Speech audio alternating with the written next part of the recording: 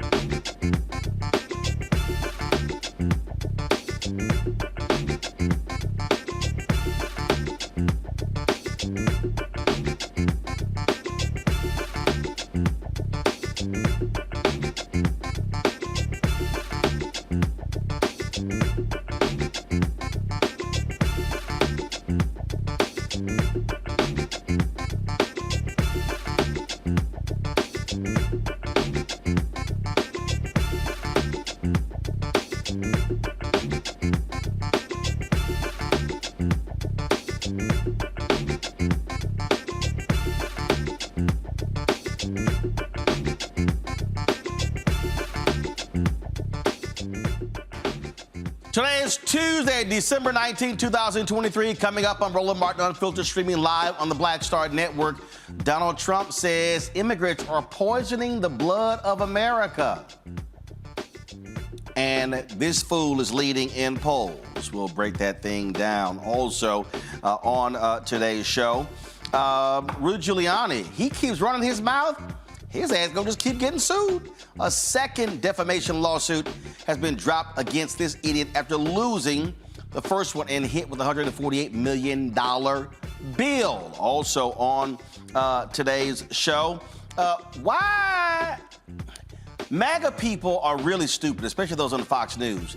They're literally complaining about tap dancers in a video that Jill Biden, the First Lady, uses to showcase the White House decorations.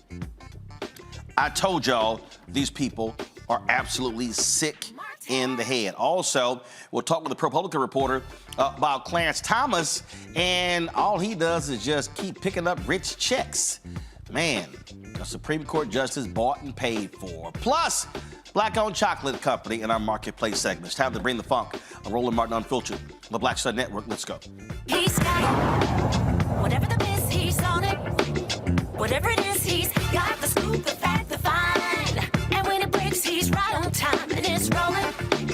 Best believe he's knowing. Putting it down from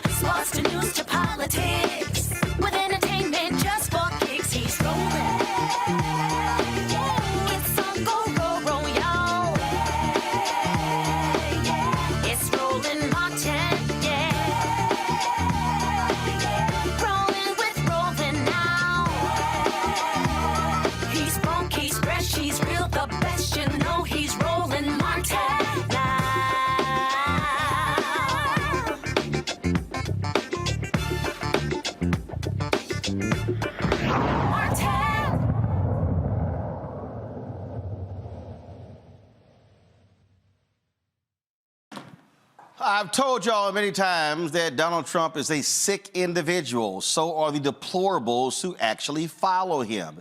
Saturday at a New Hampshire rally, this fool who says all kind of wild, outrageous things, and trust me, he believes them, actually said this about immigrants. We got a lot of work to do. They're poisoning the blood of our country. That's what they've done. They poison mental institutions and prisons all over the world, not just in South America, not just the 3 or 4 countries that we think about, but all over the world. They're coming into our country from Africa, from Asia, all over the world. They're pouring into our country. Nobody's even looking at them. They just come in. The crime is going to be tremendous. The terrorism is going to be.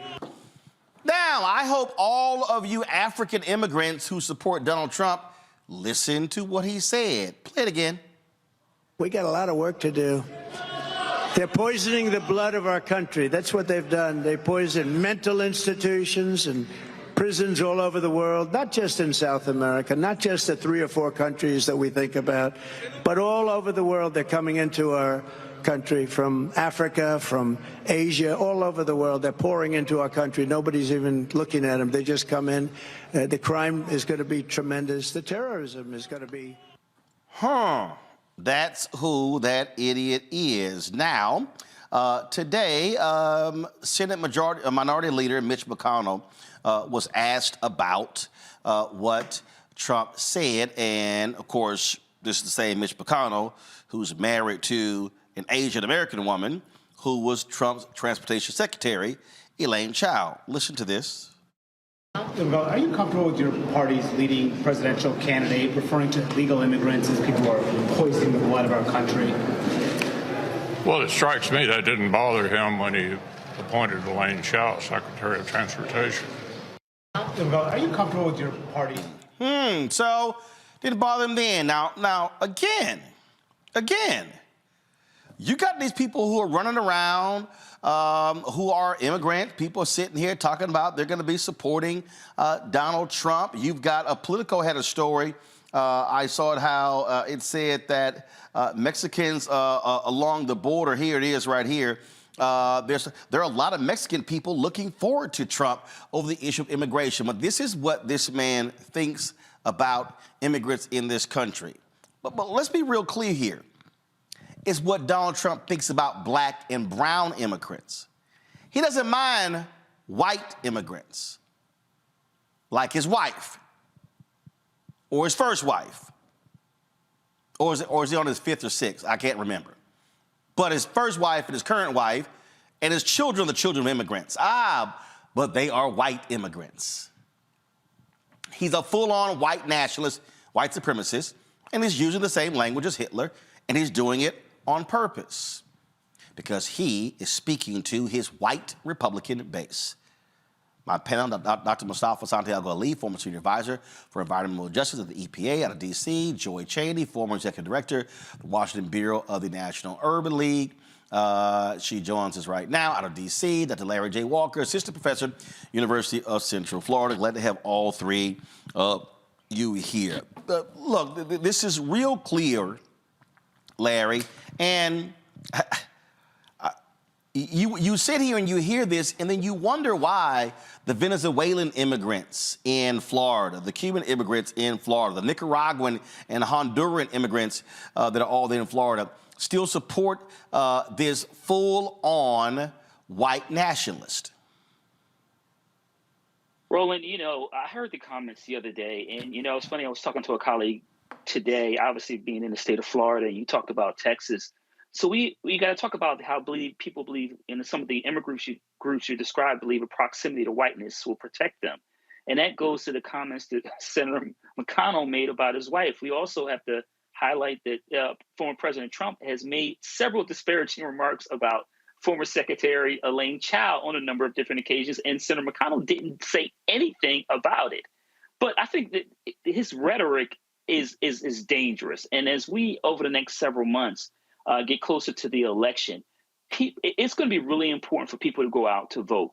Because what's happened is this is the kind of rhetoric, as you described, this is not new in terms of how you describe people. And when a country like the United States has a history of we talked about slavery, enslaving formerly enslaved Africans. When you talk about how they treated Asian Americans during the World War II and internment camps, this country itself has a long history of treating minoritized groups a certain way. So the idea that you can McConnell and some other politicians, Senator Lindsey Graham this weekend, who try to sidestep these comments as not meaning anything, and they want to shift like Lindsey Graham did and talking about the border. For those folks out there from minoritized communities, if you vote for Donald Trump, what you are voting for, maybe not for you, but members of your family who he's othered, right? He was very specific about folks being from Africa and Asia. So if you or anyone in your family, anyone in neighbors you care about fall in those categories, they're coming for you. And he's being very clear when he says he's going to be a dictator from day one. And for those people who don't believe it's going to happen, this country is teetering on the edge of being a dictatorship. Go to my iPad. Joy, this was 2018.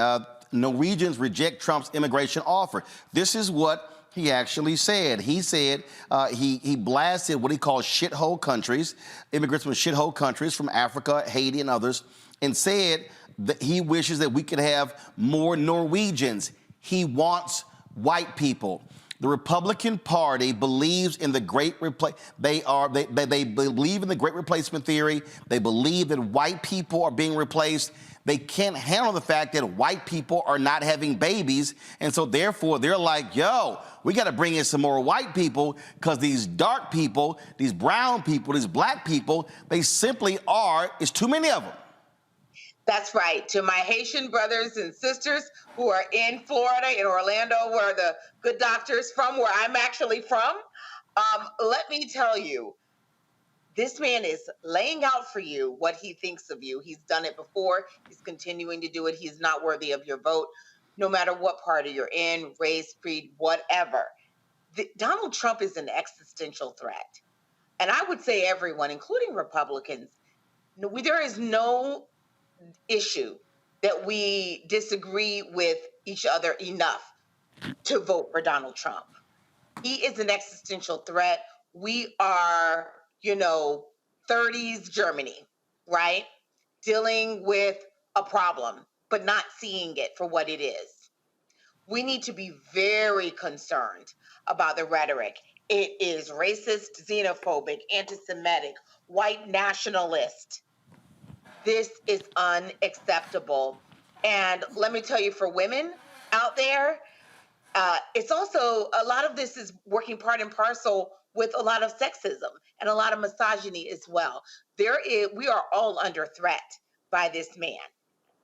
All under threat by this man and the people that would vote for him, that he's soliciting their votes.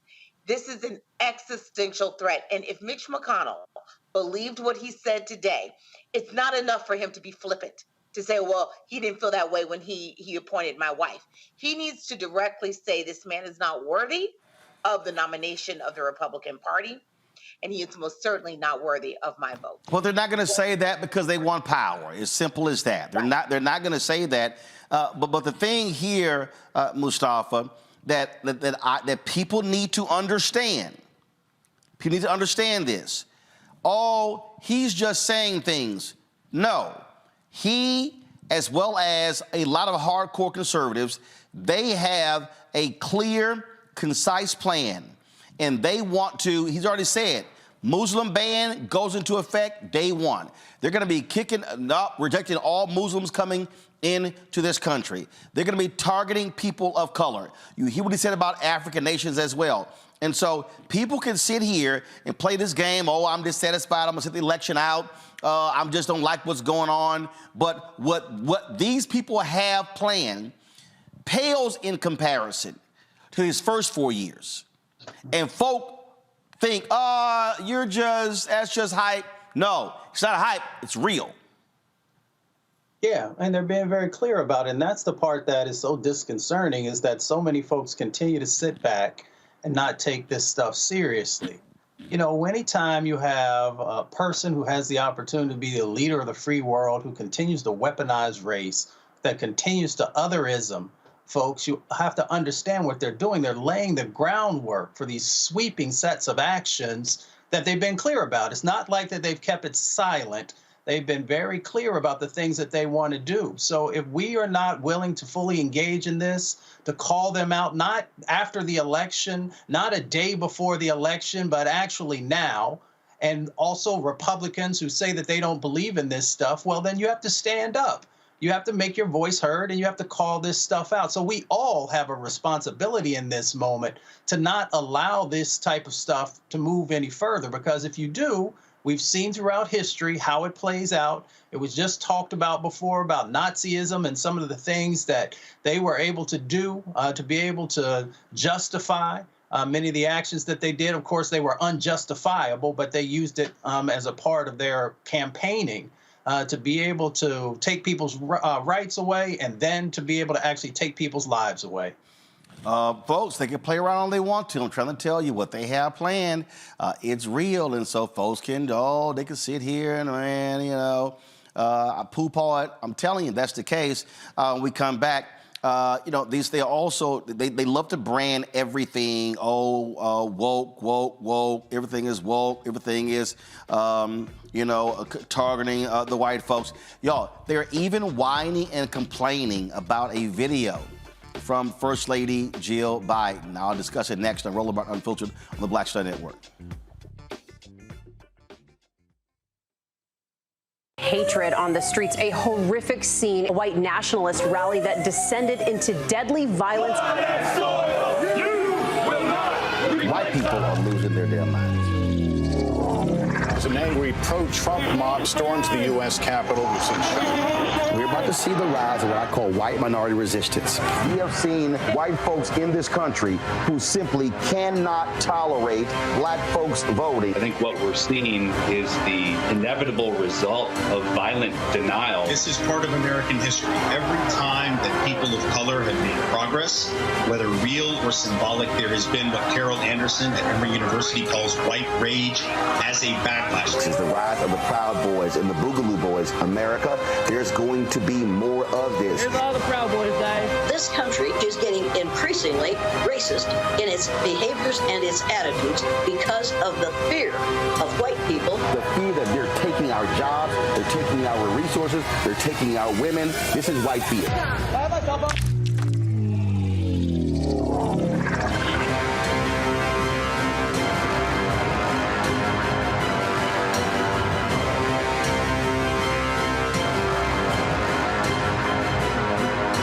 On the next, A Balanced Life with me, Dr. Jackie, beware the generational curse. They're everywhere, in our families, in our workplaces, and even in our churches.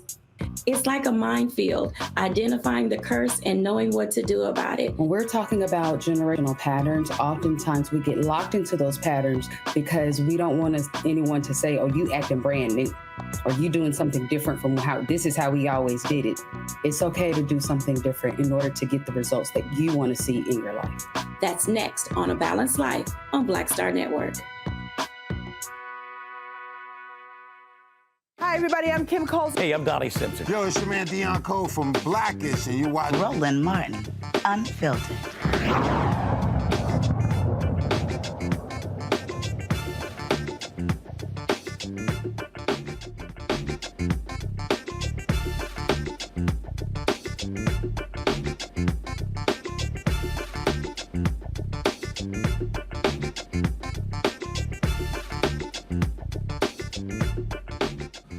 All right, folks, all these MAGA right-wing nutcase people, all they do is whine and complain, okay, about everything. So last week, maybe it was a couple weeks ago, First Lady Jill Biden, they posted this video on social media as a way to show everyone the Christmas decorations at the White House. Watch this.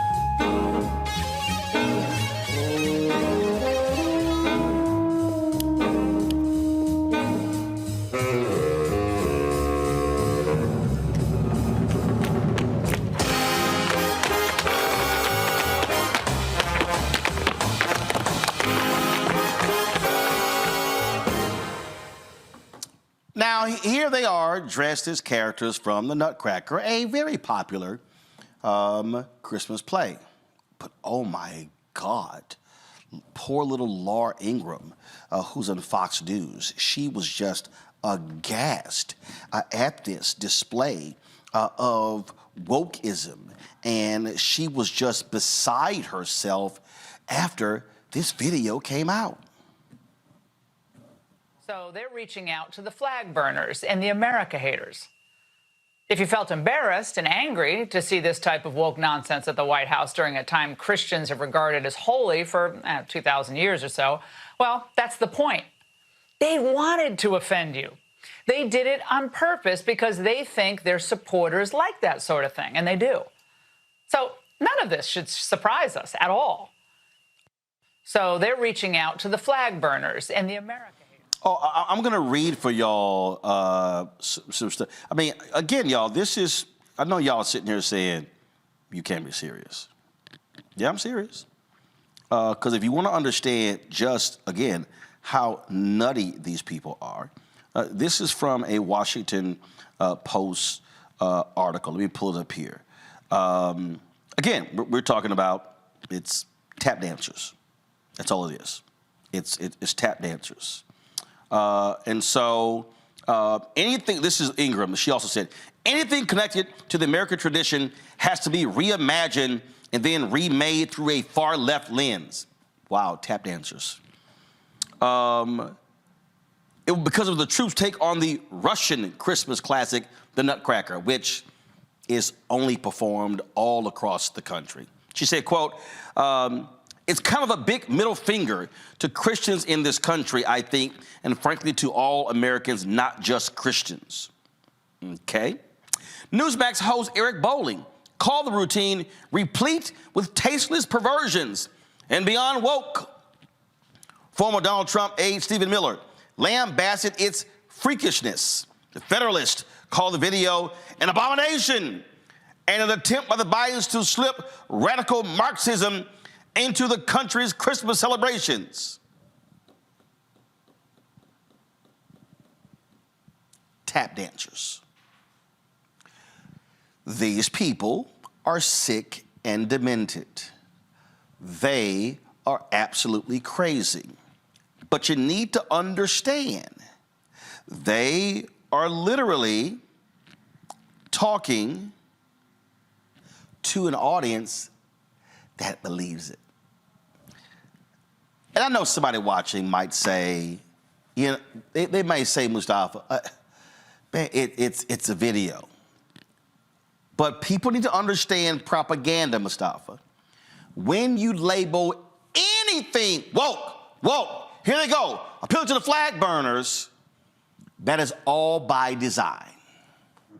It is all strategy. There is intentionality in everything these folks do on Fox and all these other folks that are tied to, you know, this right-wing ideology that they have. So what they do is they say, what is the most American thing that's out there? And whatever that is in the moment, then they'll throw this wokeism label on top of it. And anything that anyone who had any basic sense would say, well, you're just so far off base, or some people might say you're crazy, and not even engage in their foolishness. But there are individuals who listen and are fed this stuff time and time and time again, and they start to actually believe it. Now, if it was Fred Astaire or Ginger Rogers or Gene Kelly, who are the ones who are dancing to that, I wonder if they would still have those same complaints. Because if you go back and look throughout history of those iconic tap dancers and dancers, they often were featured in relationship to the holiday season. And of course, people used to call it the Christmas season. So they should be very careful, because the things that they say that they value, those same individuals were actually dancing to Christmas music and to Christmas celebrations or holiday celebrations. See, but that's no. They're fine with Fred Astaire and Ginger Rogers. Yeah. They're fine with that, Joy. This is really what they're afraid of, black people. This is Greg Kelly, one of the dumbest people you've ever seen on television on Newsmax. Listen. And finally, the White House trashing tradition yet again. Jill Biden posting this weirdo Christmas video that nobody can seem to figure out. It kind of looks like a Christmas nightmare. Who exactly is this video aimed at is what I want to know. It's a very traditional holiday. I don't really know what this is, but it's very strange. And, of course, it's diverse as hell. They had to do that. It had to be a DEI video. Compare that to the Christmas video under Trump that we saw, a little more traditional. Let's just see the trees. Let's just see the lights. It's a nice, peaceful time of the year. We don't need these crazy costumes. And whatever that last video was, which a lot of people are comparing to the Hunger Games, which I can't remember that movie, so I don't know. See, Joy? Oh, how dare they have black people in these videos? Yes, no black people, no happy white people, no people who may be gay, no people who may wear bright colors. I don't know. These people are strange and sick and twisted and broken. They are broken. And I'm going to repeat what I said on the last segment. There is no greater existential threat to our democracy than Donald Trump and his band of minions and merry characters. If it's the Hunger Games, then, you know, they are President Snow. So, yep.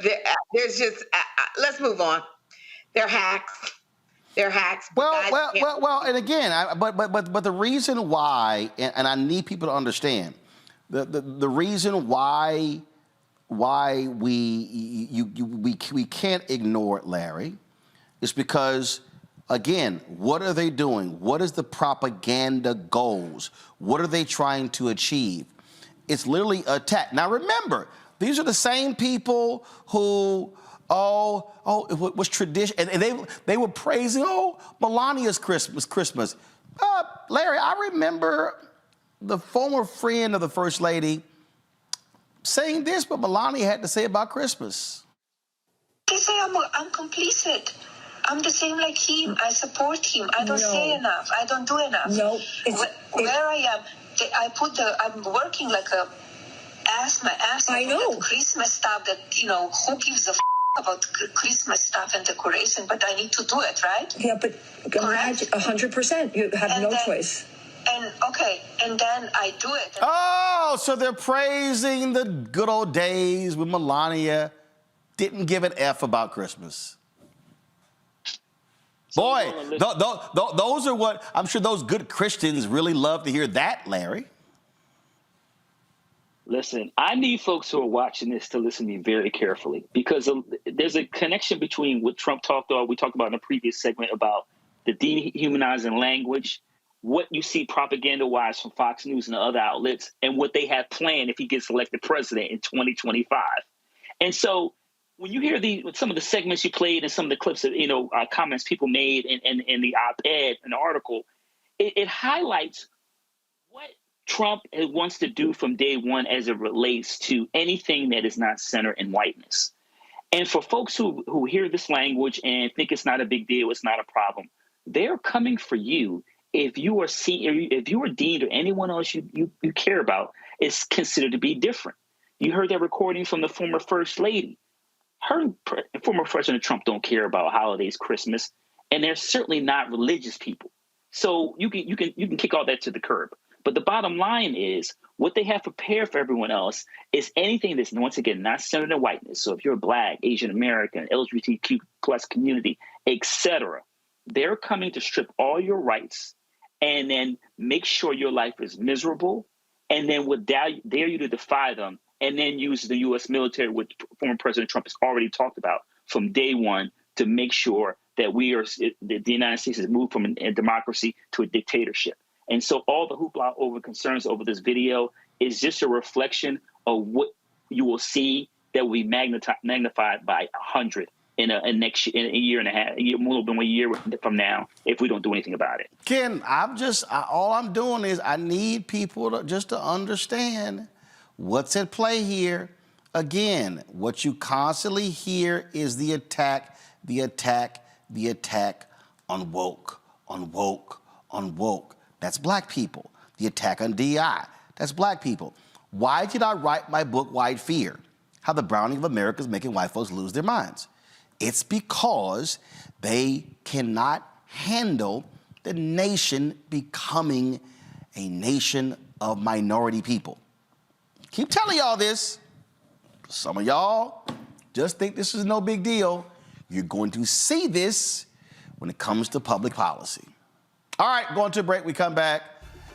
If you want to purchase a Supreme Court justice, ain't that hard? Ain't that hard? And basically, they pretty much bought Clarence Thomas. ProPublica has been breaking this thing down, and they've really got a good story out now. We're going to discuss it next right here in Roland Martin Unfiltered on the Black Star Network. YouTube, folks, hit the like button, folks. We should easily be over 1,000. Also, support us in what we do. Your dollars are critically important for us to do the work. Listen, we don't have millionaires and billionaires cutting us checks like right-wing media. We're out here fighting a good fight when it comes to advertising dollars. So your support is huge for us to continue to do what we do, and so send check and money orders to make them out to Black Star Network. P.O. Box 57196, Washington D.C. 20037-0196. Cash App $RM Unfiltered. PayPal R Martin Unfiltered.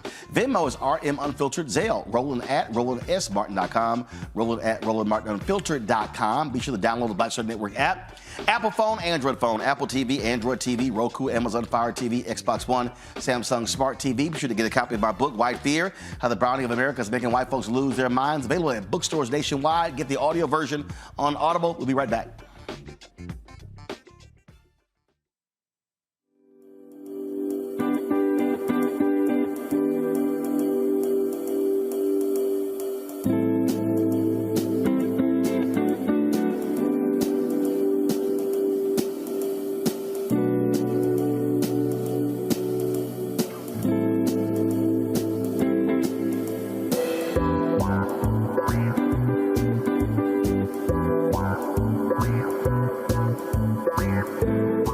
Grow your business or career with Grow with Google's wide range of online courses, digital training, and tools.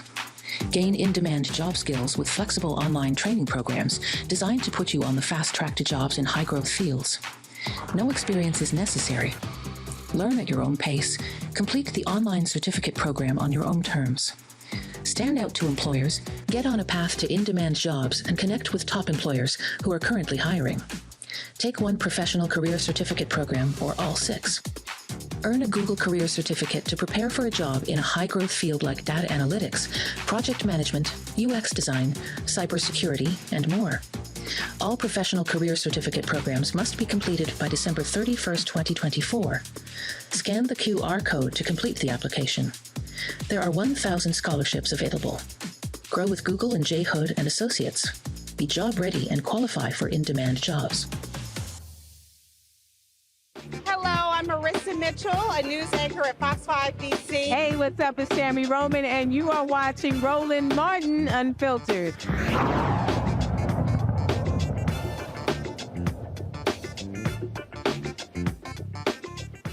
Folks, Justice Clarence Thomas's financial life has become a topic of interest since his relationships with billionaires were discovered.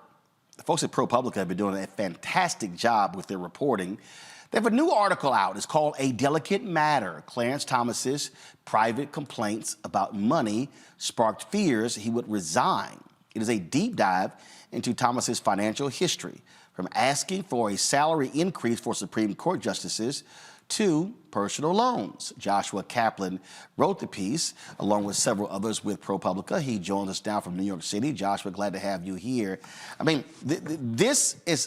all of these stories have been fascinating.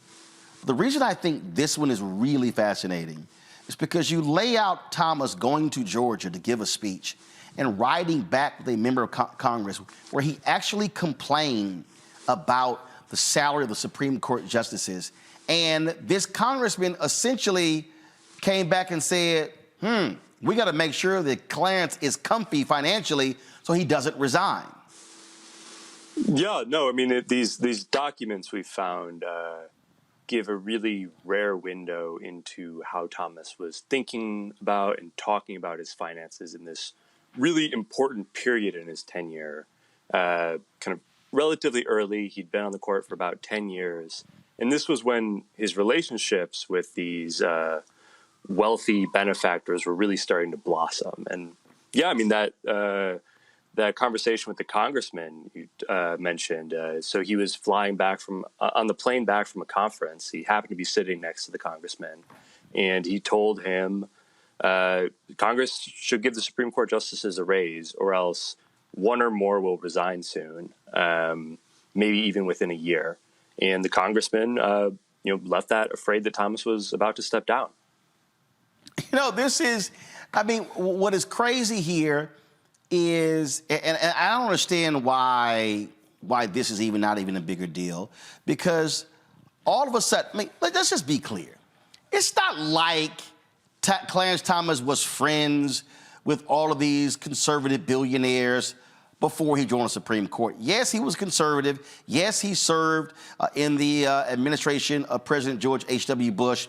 But all of a sudden, now we're buddies. Now we're going to conferences. And now they're picking up travel. And then it becomes, he gets this RV and he's complaining about money. Dude, why didn't you buy a $267,000 RV? I mean, it's called living within your means. Yeah, no, and it's, it's like, I think that's really important to keep in mind that most of these relationships with the gentleman who bought him, these kind of billionaire political donors who bought him private school tuition and private jet flights around the world, luxury vacations. Vast majority of these people he met after he became a justice. And it's it's amazing. I mean, some of these gifts were coming from people he met, practically just met, a year before, giving him expensive gifts. And, we've discovered a lot about the gifts themselves this year, but how and why this all happened, there's still a lot we don't know. What led so many people to offer him money and other gifts over the years, and what led him to accept all of that. And that's why I think looking at what he was saying in this period is kind of crucial context. Right. And again, somebody who he just met just gives him $5,000 to help pay for the private school tuition of his, nephew or great nephew or whatever it was. And then, this donor, like earlier story, we're just going to fix up his mother's house. And you know what? We're just going to buy the house and then you can just go ahead and pay us rent. I mean, I don't get, if this was a member of Congress, if this was a governor, if this was a state representative, a state senator, if this was an alderman, a city council, or a county commissioner, or a school board, they would be investigated for corruption.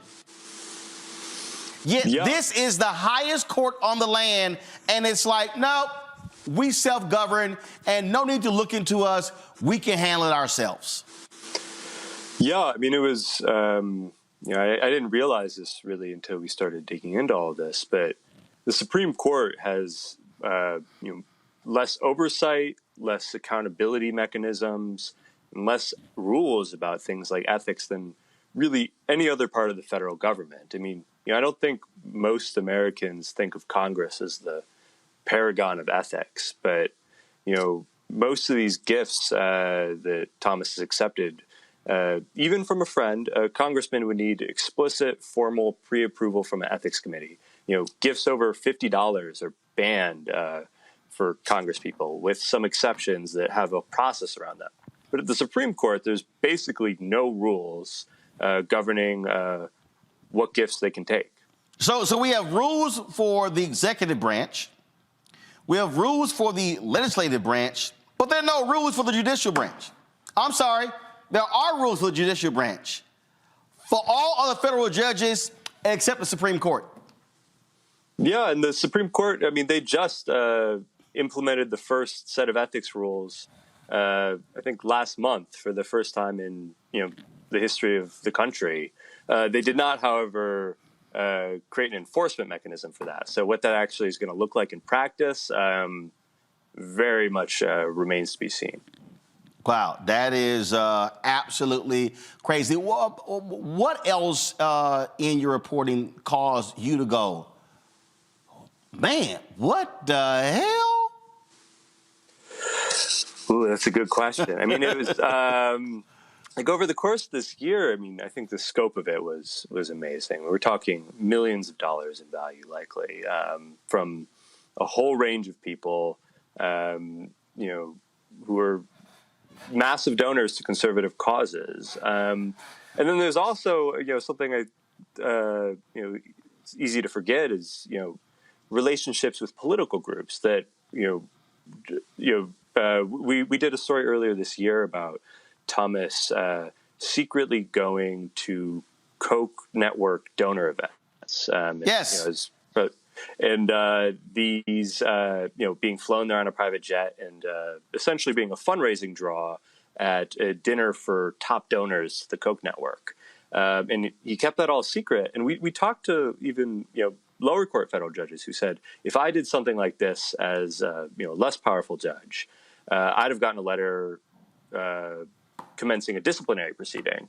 But at the Supreme Court, even with the new vague rules that are in place, as far as it's, even now it seems that if Clarence Thomas thinks that that is okay, then it is okay. There's not really anyone looking over any of the justices' shoulders on ethical questions. Absolutely. Questions from my panel. Joy, you're first. Hi. So a couple of things. Can you just draw it out for the layperson out here? What exactly do you think happened? Because I know what I think happened. He put the word out and they responded. What do you think happened? How did all of these folks start giving him money all of a sudden? I mean, it's a excellent and really important question. And, honestly, I mean, I still don't know. There's no, I don't want to act like we've fully cracked the code here. And we're still very much reporting on this. So, I mean, we don't know that Thomas ever went to one of these billionaires and told them this. What we do know now, though, is that right in this period before the gifts really got going, Thomas was privately, and they haven't really become public until now, pushing for ways to make more money on multiple fronts, on multiple occasions. And he was, and whether that's pushing for a higher salary, trying to get a ban lifted that prevented judges from giving paid speeches on the side. And in some of these conversations, he was raising the specter of possibly leaving the court. And there were worries, like the chatter about this was circulating in Congress and in conservative legal circles, that Thomas was dissatisfied with his financial situation. And there was a worry among, we talked to the former Senate Majority Leader, the Republican, top Republican in the Senate at the time. He told us there was a real fear right then about that Thomas or other justices would step down. So is that what motivated someone like Harlan Crow, the Dallas billionaire? I can't say. But it's valuable context, to be sure. Larry? You can't say, but we can. We know what happened. Well, listen, we can assume, we can speculate. As they say, it's a whole bunch of smoke there. It may not be a raging fire, but it's a damn lot of smoke. Larry, go ahead. Yes, thank you, Roland. First of all, I really enjoyed your reporting and really enjoyed this article and what ProPublica has been doing about, discussing what's happening in the court, particularly with Justice Thomas. Can you talk a little bit about, obviously you guys have been writing these pieces for the last several months, highlighting this kind of essentially kind of a money grab that I would describe.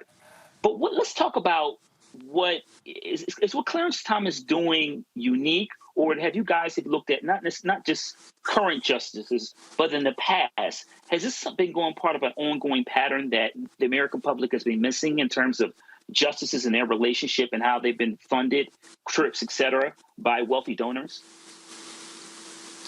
Yeah, I mean, there's two answers to that question. So first, to just start with what's known, there's no evidence that anyone's ever done this at the scale that Thomas has in terms of, living expenses and the just sheer quantity and luxury of what he has taken. But there are other justices that have taken gifts that I think some people would really raise questions about. So Ruth Bader Ginsburg took a trip around Israel paid for by a billionaire. Stephen Breyer, another liberal, took a private jet flight from a wealthy Democratic donor to a wedding in Nantucket. And Breyer and Ginsburg, they both disclosed that. So that's why we know about those gifts. Alito, though, similarly to Thomas, we found at least one example of a pretty extravagant gift he took and kept secret. So he flew to Alaska on the private jet of this billionaire who repeatedly had cases at the Supreme Court that Alito never recused himself from, and they went on this luxury fishing trip together. So that's the first answer. The second answer is, because Thomas didn't disclose any of this, we found it out through a lot of hard work, and it's possible that it's a broader problem than has come into public view yet. We've been reporting actively on all of the justices, and we haven't found anything on this scale yet. And I don't know if we will, but we are very much still looking. Mustafa. Well, congratulations to you and the ProPublica family for this excellent reporting and bringing this to light. We should also be equally focused on how do we mitigate these types of things from happening in the future based upon the conversations that you've had with probably numbers of people. What are the suggestions that need to be implemented to make sure this type of behavior does not continue, for whether it is for Clarence Thomas or current Supreme Court justices or future Supreme Court justices? Yeah, I think there's a lot of ideas happening, floating around right now. One that I think has a lot of experts in this, a lot of judges think would be really valuable is having some sort of oversight mechanism, because that's something we have for really the rest of the government. Inspectors general who can look into allegations of wrongdoing or potential just systemic problems, or some sort of enforcement body that can actually, make sure that these principles are not just norms, but actually something that people have to abide by.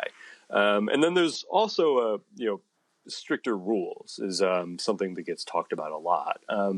And again, this is something where not just the Supreme Court, but the judiciary as a whole is pretty unique in how vague its ethics rules are. So it's the rules for judges are really lofty. It's you have to kind of at all times conduct yourself in a way that will encourage impartial. Oh, Jesus Christ! Sorry about that. Just keep talking. Don't worry about it. So you have to at all times conduct yourself in a way that will encourage the public's faith in the integrity of the Supreme Court, and you can't have even the appearance of impropriety. And with the lower courts, there's an enforcement mechanism. So if you go afoul of that, you can be disciplined. But most other parts of government have actual rules, like you can't take a gift from someone you just met that's extremely expensive. And so things like gift bans, or at least heavy gift regulations, are something that could be implemented. Oh, absolutely. All right, Joshua, we certainly appreciate it. Thanks a lot. Keep up the reporting. We'll be looking forward to more of it. Thanks so much. All right. Folks, when we come back, breaking news. The Colorado Supreme Court has said Donald Trump, get the hell off the ballot for president. I will explain this huge decision when we come back on Roland Martin Unfiltered on the Black Star Network. I'm Dee Barnes, and on the next frequency, Professor Janelle Hobson joins us to talk about hip-hop and its intersection with feminism and racial equality, plus her enlightening work with Ms. Magazine and how the great Harriet Tubman connects with women in hip-hop. So it was not hard for me to go from Harriet Tubman to hip-hop, honestly, because it is a legacy of Black women's resistance and Black women supporting our communities. That's what Harriet Tubman did. That's on the frequency on the Black Star Network. On the next Get Wealthy with me, Deborah Owens, America's Wealth Coach. Did you know that 43% of Americans say that they're going to go deeper into debt because the cost of everything is rising because of inflation? On our next Get Wealthy, you're going to hear from money coach Lynette Kelfani-Cox as she shares exactly what we need to do to stay out of debt and get wealthy. When I paid off my $100,000 in credit card debt, I was just doing strategies kind of piecemeal. I was doing like what I thought would work. And then it was like, oh, great, it did. It was effective. And then I was like, I should document this. I should explain like how I got out of debt. That's right here on Black Star Network with me, Deborah Owens, America's Wealth. My name is Lena Charles, and I'm from Opelousas, Louisiana. Yes. That is Zydeco capital of the world. My name is Margaret Chappelle. I'm from Dallas, Texas, representing the Urban Trivia Game. It's me, Sherry Shepherd, and you know what you watch. Roland Martin on Unfiltered.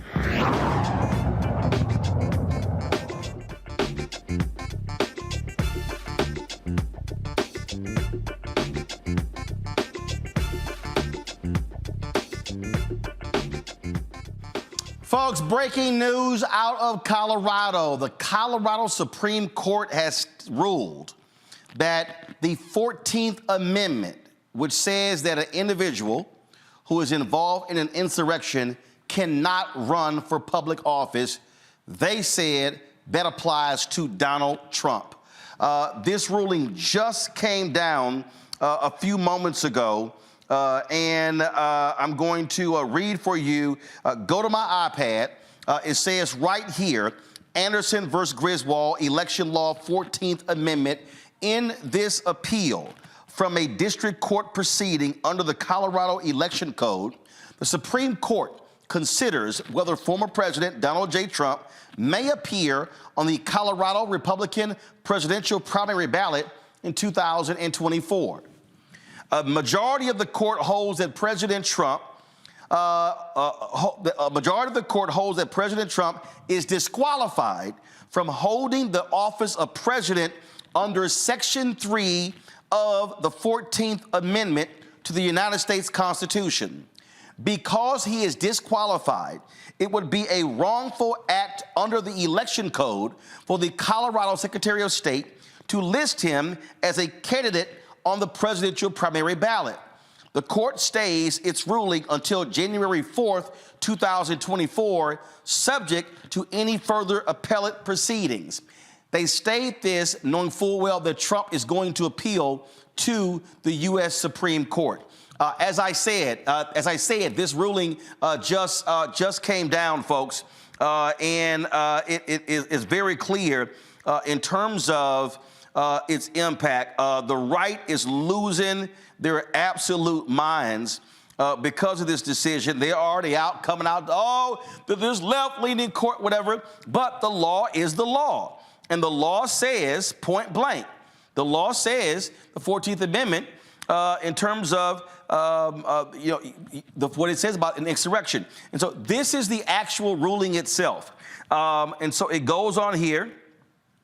It lays it all out in here in terms of the petitioner, the respondent, everything that is involved in here, the various law firms involved, and the legal rationale laid out here by the court. And so it was 3 months ago when the lawsuit was filed. It says more than 3 months ago, a group of Colorado electors eligible to vote in the Republican presidential primary, both registered Republican and unaffiliated voters, filed a lengthy petition in the district court for the city and county of Denver, asking the court to rule that former President Donald J. Trump may not appear on the Colorado Republican presidential primary ballot. This is a huge, huge decision, folks. And people are saying, you know what, you got a conservative Supreme Court, and, they're going to overturn this to allow it. But, Mustafa, the 14th Amendment makes it clear. And that was an election official. in, I think it was New Mexico, that was disqualified from office because of their involvement in the insurrection that took place on January 6th, 2021. Yeah, and you know, Republicans should actually be saying, since they always talk about being constitutionalists, that, you know, that they should be in alignment with what this court just brought down. Now, there was over a dozen states, the last time I took a look, that were trying to move forward on utilizing the 14th Amendment. We should also be very clear that you've got the Iowa caucuses coming up here shortly, and people are going to see this, and they're going to be making some tough decisions about who they actually want to get behind. So this is going to make it much tougher for Trump, not only in the appeal that's going to happen there in Colorado, but also these upcoming sets of elections that he's got some competitors that's got some traction and may eat away at that lead that he currently had. So for people who don't quite understand, and again, I love these people who love talking about the Constitution and they've never actually bothered to read it. It was after the Civil War. And there was a series of what are called the Reconstruction Amendments, 13th, 14th, and 15th Amendments to the Constitution. And the 14th Amendment was one of those Reconstruction Amendments. Now, what happens is we often talk about the 14th Amendment because it deals with naturalized citizenship. It deals with the Equal Protection Clause. Yet, this is often overlooked in here, where this is talked about. So go to my iPad. So again, Section 1 is the part where they talk about naturalized citizens. In Section 2 is where they talk about apportionment. That is member of Congress. It lays out electors, things along those lines. This Supreme Court decision deals with Section 3. And Section 3 says, no person shall be a senator or representative in Congress or elector, a president and vice president, or hold any office, civil or military, under the United States or under any state who, having previously taken an oath as a member of Congress or as an officer of the United States, or as a member of any state legislature, or as any executive or judicial officer of any state, to support the Constitution of the United States, shall have engaged in insurrection or rebellion against the same, or give aid or comfort to the enemies thereof. But Congress may, by a vote of 2/3 of each house, remove such disability. So what they're saying here, what they're saying here, Joy, is that, one, again, this is the key line, shall have engaged in insurrection or rebellion against the same, or given aid or comfort to the enemies thereof. We've already heard Donald Trump say that he's actually going to pardon the folks on January 6th. He's already said, Joy, that those folks need to be released. He's already made all those things perfectly clear. So he's laid out how he's given them comfort. Correct. And he gave them comfort in real time. So if you don't believe that he engaged in insurrection, you certainly must believe that in real time during January 6th, he most certainly gave them comfort. He aided and abetted their insurrection. So either way you look at it, but here's the most interesting part of the clause, right? Section 3 is that part about 2/3 of the Congress of both houses may remove such a disability. So the question is Congress going to try to step in here and save him? First of all, Congress can't step in. First of all, the Supreme Court is going to rule. Okay. Now, after the Supreme Court rule, if the Supreme Court rules that Colorado is correct, then Congress could step in. But here's the whole deal. He ain't getting 2/3. Because No, the Republicans barely have a majority in the House. They don't control the Senate. He ain't getting 2/3 of the House in the Senate. We certainly hope not. No, he's not. What? He's not. No, he's not getting it because he doesn't have that many Republicans. No. He's not getting it because you've got a clear majority of Democrats in the House and Senate who voted for impeachment. Who voted for impeachment. How much of this is going to waste our time? But absolutely, there is nothing that he can do in Colorado. And if you are Nikki Haley, if you are Governor DeSantis, you have got to be looking at this and breathing a sigh of relief. This really makes the case that you have been making, which is that the man is unelectable. If you were Joe Biden, you've also got to be breathing a sigh of relief because you know the Republican Party is still most likely to nominate him. So there is a lot to be happy about in this decision. I hope that it spreads throughout the country. But this is a sad day for the country, but it is also a good day too, because it means that there are some backstops to what could be a complete takeover by a dictator and someone who's laid out for us that not only did he aid and abet a former insurrection, but he would do it again if given the opportunity. The thing that really speaks to me here, Mustafa, the thing that really speaks to me here, again, are the actions of Donald Trump that day, as well as the actions after. And the beauty of the Section 3 is, again, it doesn't say that a person has to have direct involvement in the insurrection. Now, the question comes in, will they define what took place on January 6th as an insurrection? I think it's perfectly clear. The answer is yes. The man absolutely wanted to thwart the will of the people, and they were plotting to do so.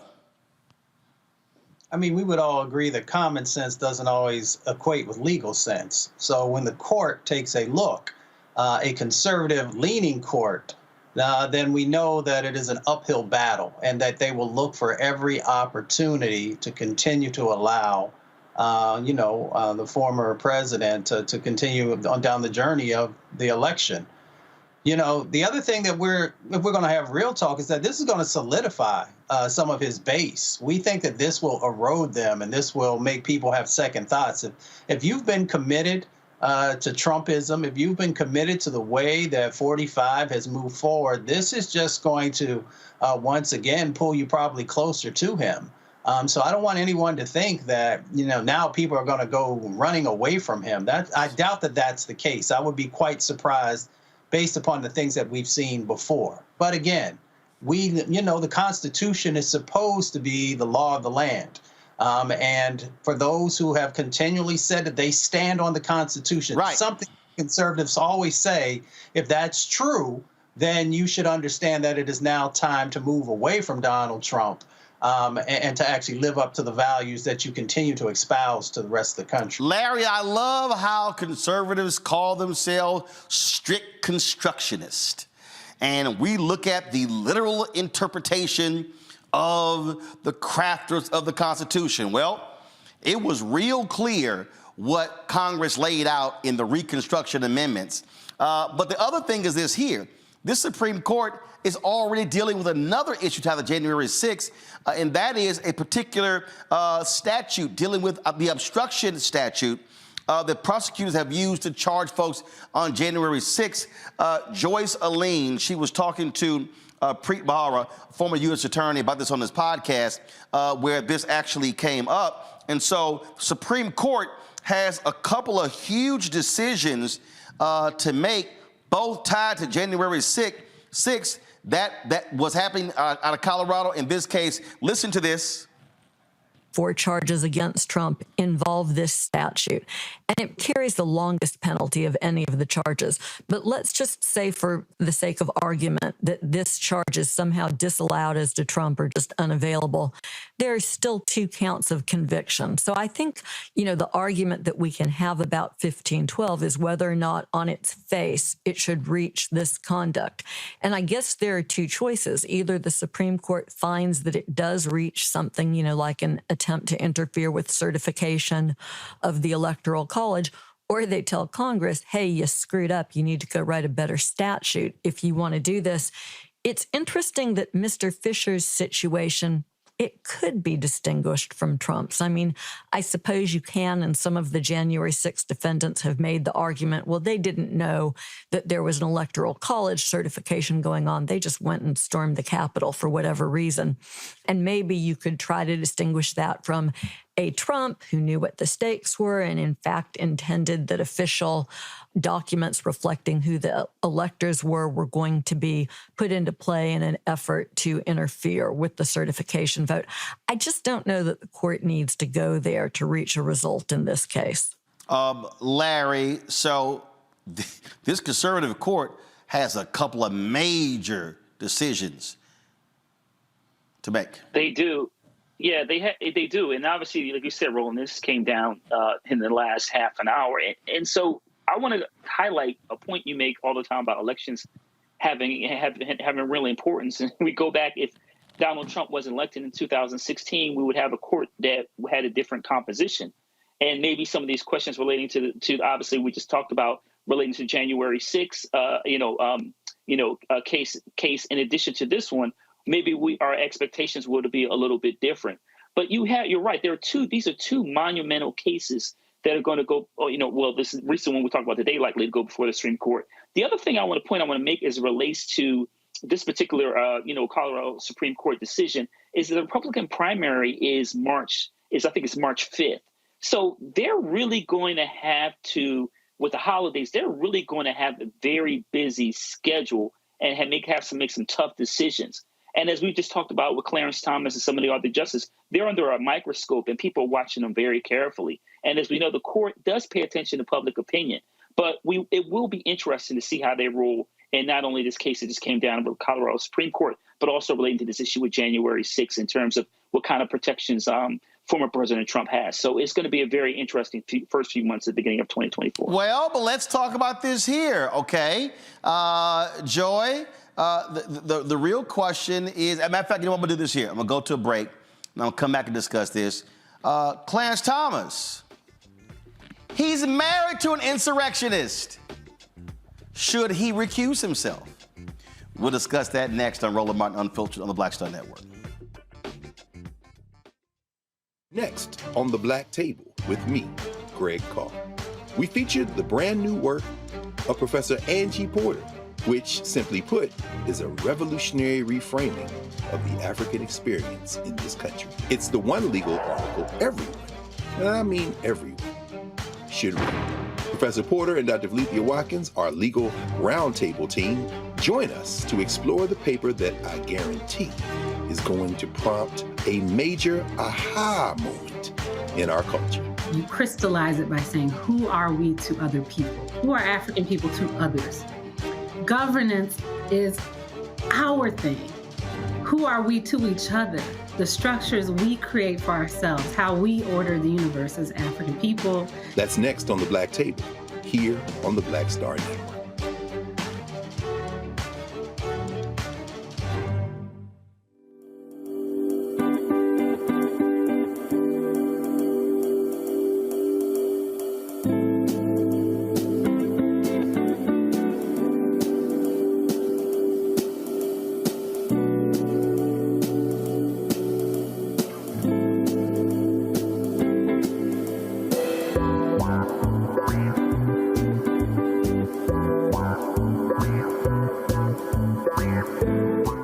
What's up, everybody? It's your girl, Latasha from the A. And you're watching Roland Martin Unfiltered.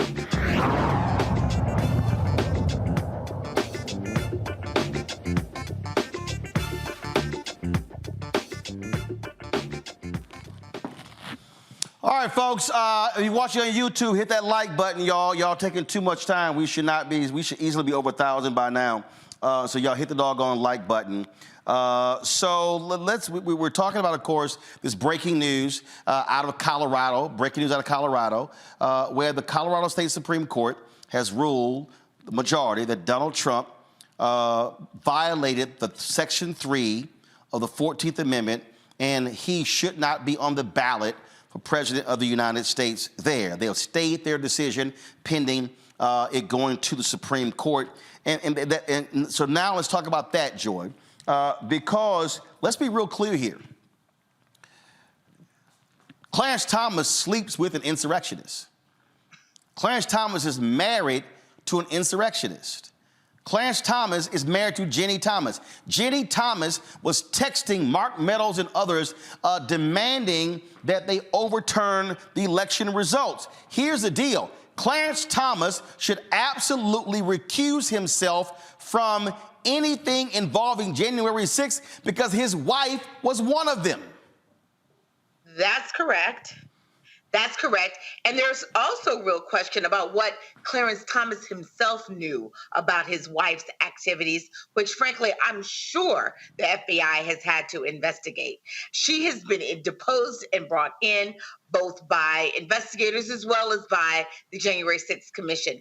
Absolutely.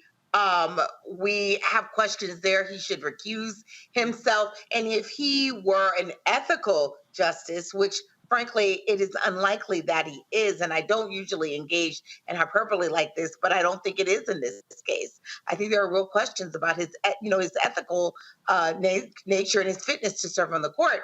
I think you certainly have to say if he were, he would recuse himself because he would not want even the appearance of impropriety here. He is self-vested, he's self-interested in the outcome of this case because of its implications for anyone associated with January 6th, including his wife.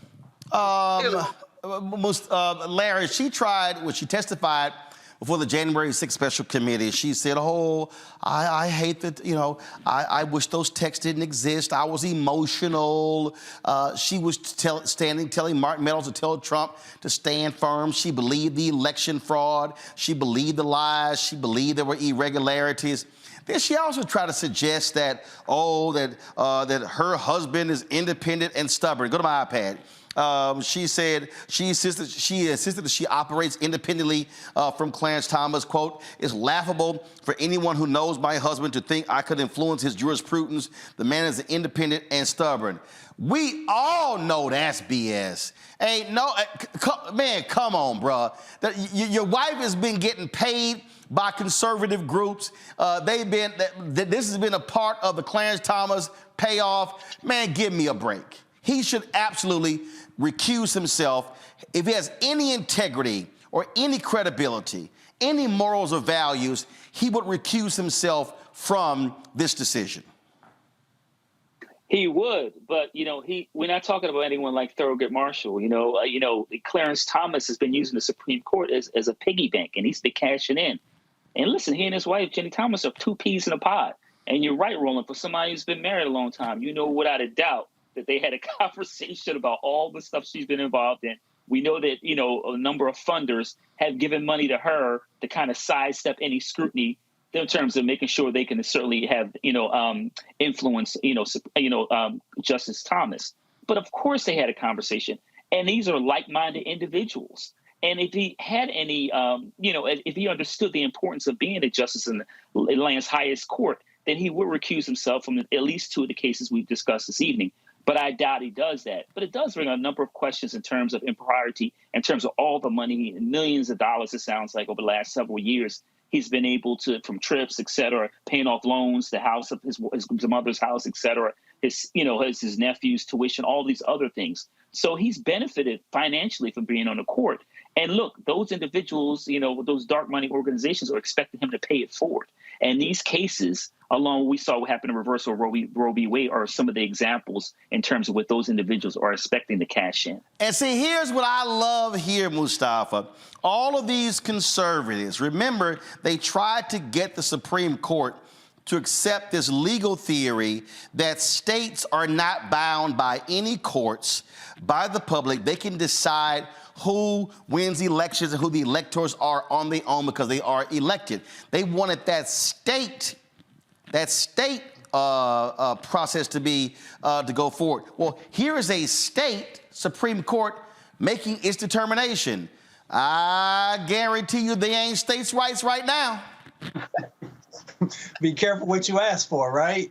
Because you just might get it. And, you know, the court there in Colorado saw the foolishness that went on, the dangerousness, the sets of actions to, you know, either chip away or destroy our democracy, and said no. They said you don't get a second bite at the apple, which is really how we should be framing this, that he does no longer get a second bite at the apple, at least in this moment, in the state of Colorado. And hopefully others will follow suit and take a hard look at the role that he played in January the 6th and actually lean on the side of our democracy, of this union that we often talk about here in America. And so for the folks who don't know, again, I think it was in Arizona. Let me pull it up. It was Arizona. Yeah, it wasn't New Mexico. It was Arizona. Let's see here. Right here. Go to my iPad. Coy Griffin.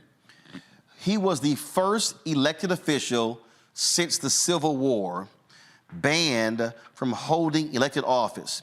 He was an Otero County Commissioner he was in New Mexico. And he was a county commissioner there. And again, he was disqualified from office under this same provision. So it's not like it hasn't already happened, Joy. It's happened. This is from September 2022.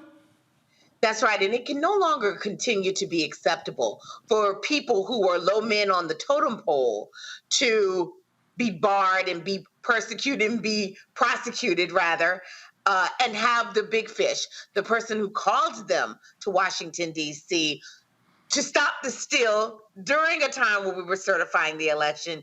Anyone who suggested they didn't understand what they were here for is lying. It can no longer be acceptable for them to be put in jail, for them to lose opportunities, but not Donald Trump. And I think that message is going to resonate throughout the country as folks are looking at filing these similar lawsuits. I predict that Colorado is the first of others. And here's the thing here that we got to factor in here, Larry. Go back to my iPad. In that particular case, Judge Francis Matthew wrote in his decision that Griffin's attempts to, quote, sanitize his actions are without merit, and that his characterization of his actions, quote, amounted to nothing more than attempting to put lipstick on a pig. The judge cited Griffin's participation in the January 6th attack on the Capitol, along with surrounding planning, mobilization, and incitement. Matthew also called those actions as insurrection against the Constitution. Now, and he was removed from office immediately. So here's the thing that we now have to factor in, okay? This thing here goes before the Supreme Court. Now, all of a sudden, they now have to contend with what this federal judge wrote. And again, that important line in Section 3, this guy was directly involved with January 6th. But that comma or is important. So, man, these hearings, these oral arguments before the court are going to be amazing to listen to how they describe the actions of Donald Trump. And they are going to go over a lot of the things the January 6th committee discovered in terms of his inaction, refusing to answer the phone calls, refusing to call the National Guard. All of those things are going to now be public again before the Supreme Court.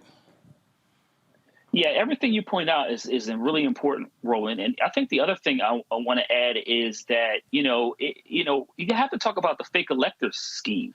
We just saw in Wisconsin recently in terms of some of the, those individuals involved, apologizing to the court and to the state in terms of their involvement. But Donald Trump not only given a speech and like you talk about not answering phone calls, but was involved in a lot of these, like I said, fake elector schemes in other states besides Wisconsin. But he was intimately involved in coordinating these efforts along with his chief of staff and other members of the White House and even we saw one or two in the DOJ to circumvent the will of the voters. So it's going to be really interesting to see how the Supreme Court rules. Oh, yeah. It's going to be real interesting. And, folks, guess what? They got to make a decision real quick because the primaries begin early next year.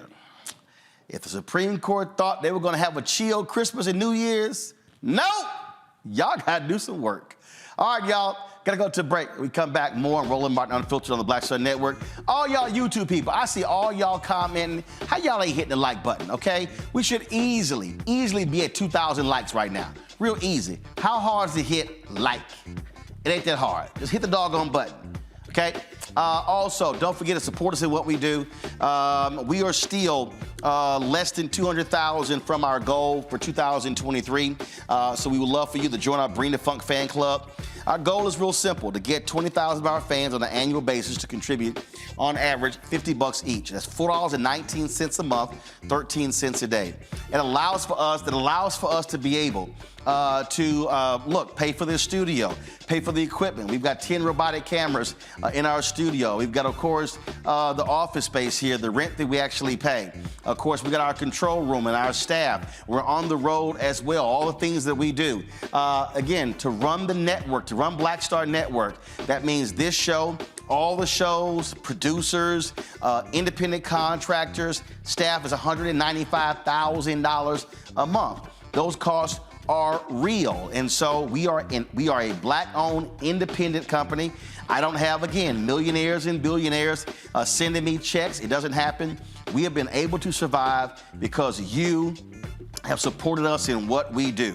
And we appreciate every single dollar. People have given, they said, can't give 50, they give 25, 10, 5, $1. They placed dollars in my hands. People were handing me money when we were just in Atlanta for Global Hope Forum. People have given us more than that, and we appreciate every single dollar. So please join our fan club. Send your check and money order, P.O. Box 57196, Washington, D.C. 20037-0196. Make it out to the Black Star Network. Also, Cash App is $RM Unfiltered. PayPal are Martin Unfiltered.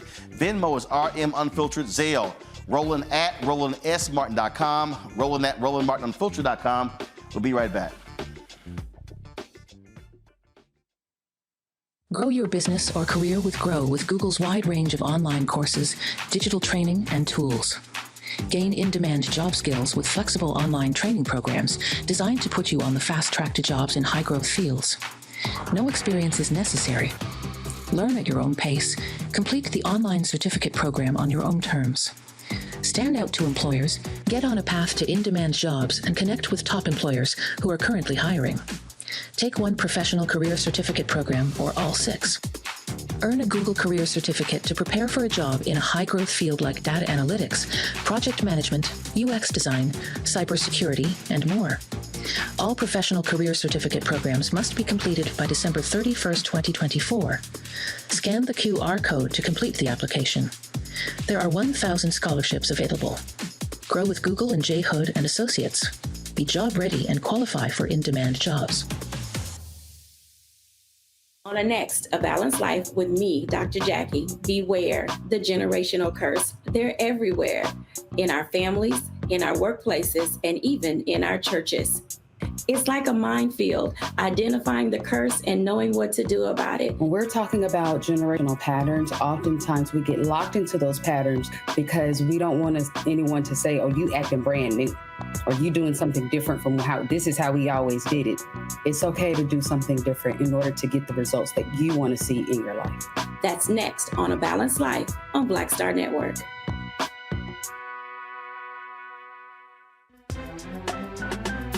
I'm Faraji Muhammad, live from LA.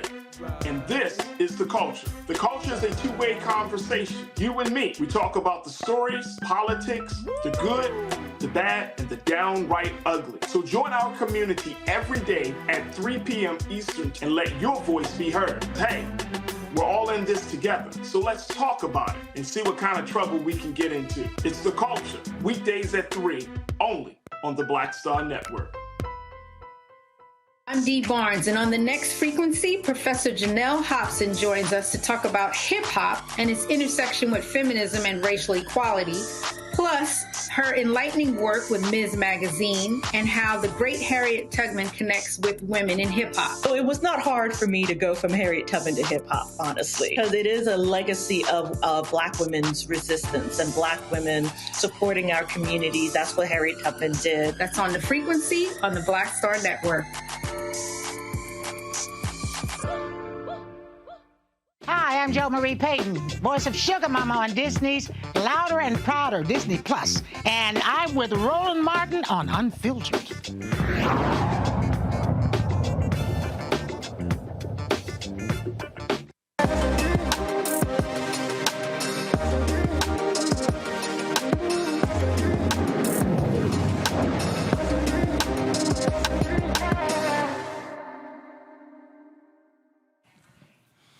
All right, folks, my next guest is a real-life Black Willy Wonka. He's a chocolatier, and he has these one-of-a-kind creations, if you will, made with some of the finest ingredients. Phillip Ashley Chocolates is a James Beard-nominated chocolatier.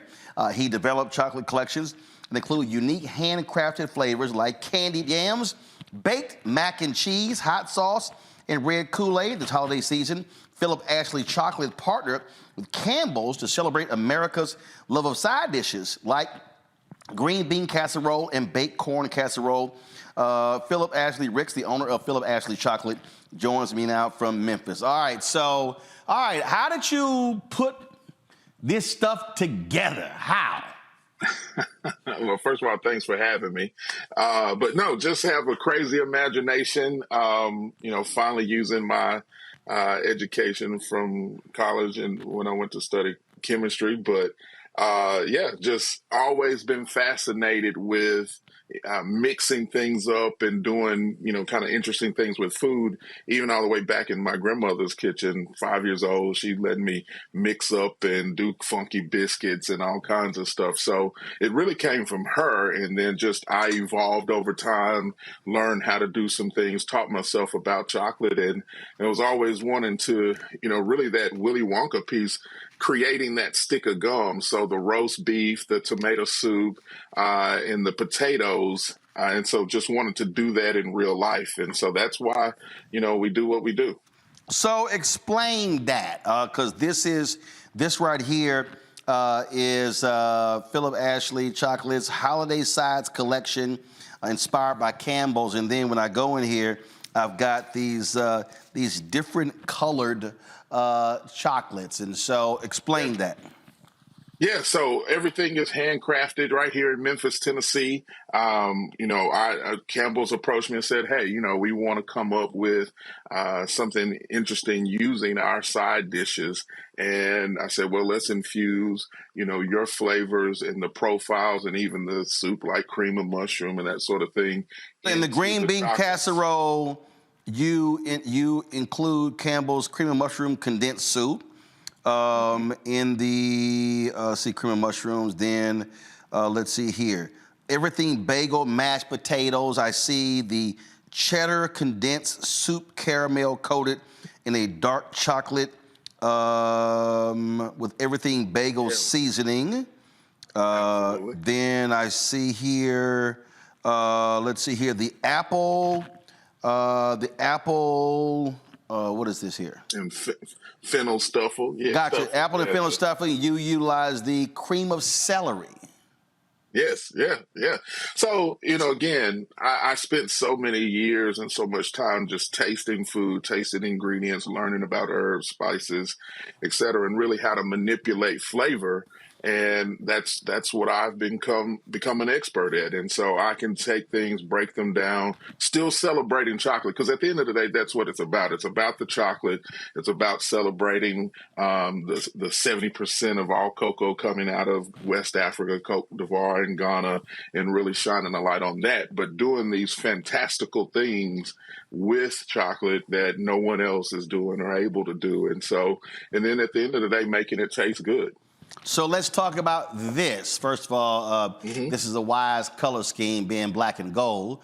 And so, of course, I'm an alpha. The first one was red and white, though. The first one was crimson and cream. So, No, I'm sorry. You said the first? the first box you were showing. Oh, thank you. I'm sorry. I'm glad. I want to correct you because when you say the first, we all know Alpha was the first, and so you have me on this panel, and there's two other alphas on here as well. So let's not be confused when you say. But of course, you realize that you weren't going to sell much in red and white, and so you knew black and gold color scheme was wise. So, yep, smart choice. So Alpha still wins out. So you have this here, and these are set up as tape cassettes. And one says GOAT, Leading Ladies, League MVP, Power Couple, Three's Company, Head of the Table. So explain this.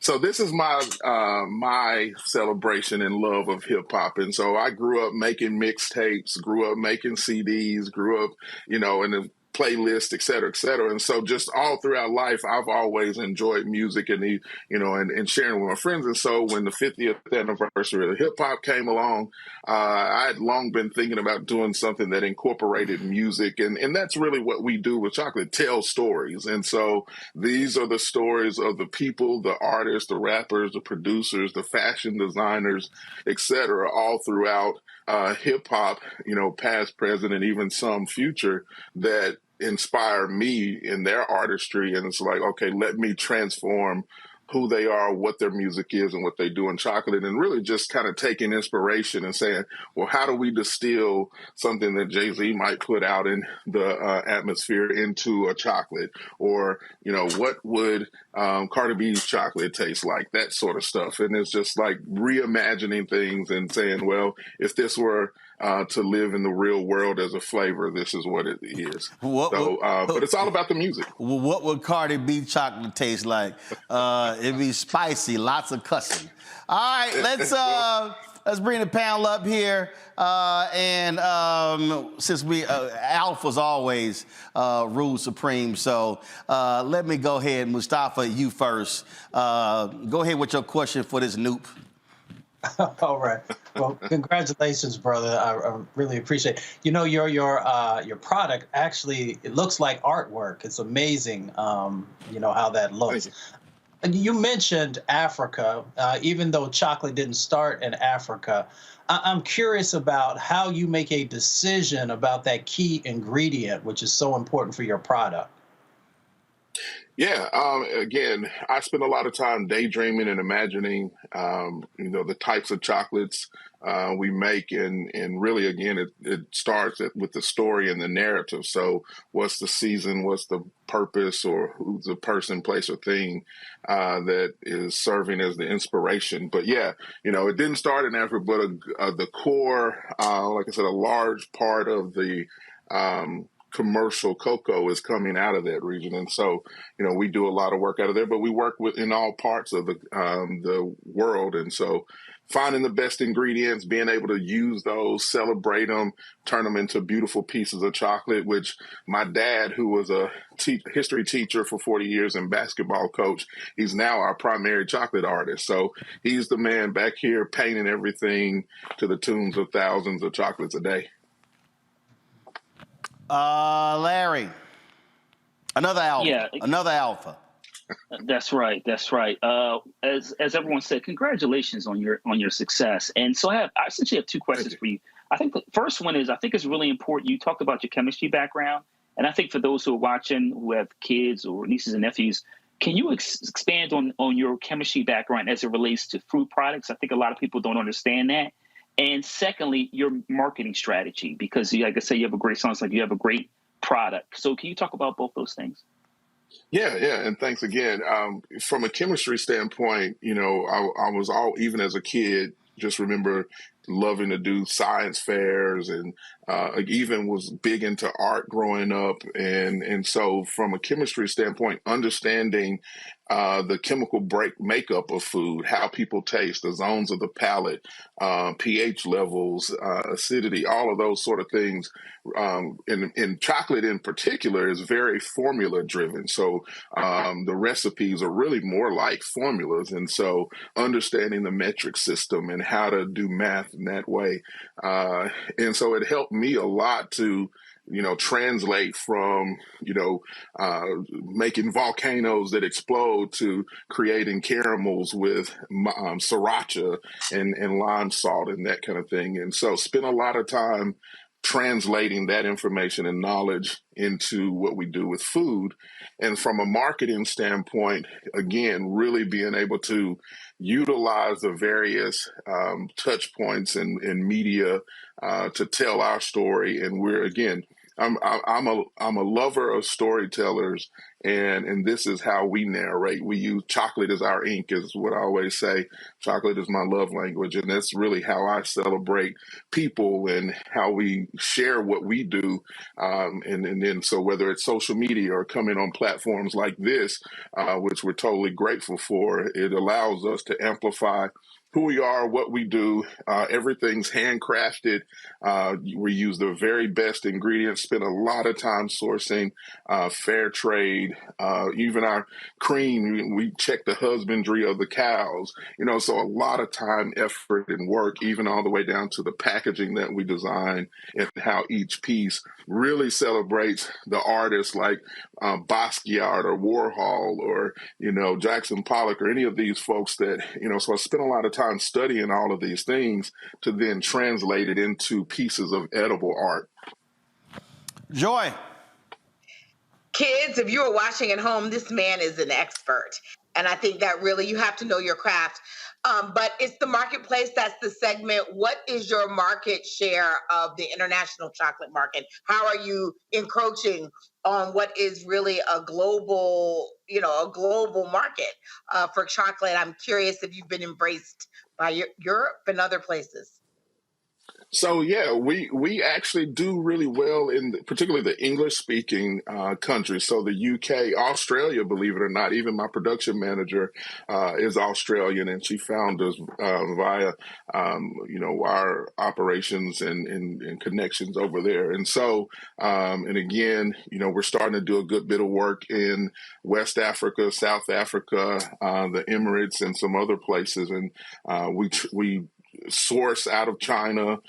So we work with a number of parts, so in Belgium. And so I've spent over the decade a lot of time growing relationships, and that's really what it's all about, developing relationships with brands, with companies, and ultimately the consumers in these international markets. And that is our plan over the next 5 years in particular, is to continue to expand not only nationally, but internationally.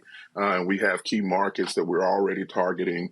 We're already moving in. Portugal was one of our first international markets. We started supplying them back at a winery back there, Churchill Graham, in 2014. So we've been overseas for quite some time now. All right. All right. So where can folks get them?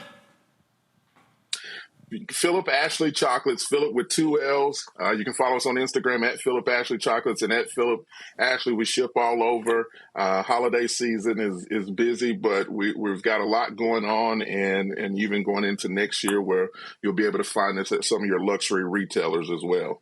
All right, then. Say it again, Carol. Okay, where's discount code? Okay, the discount code is Roland Martin.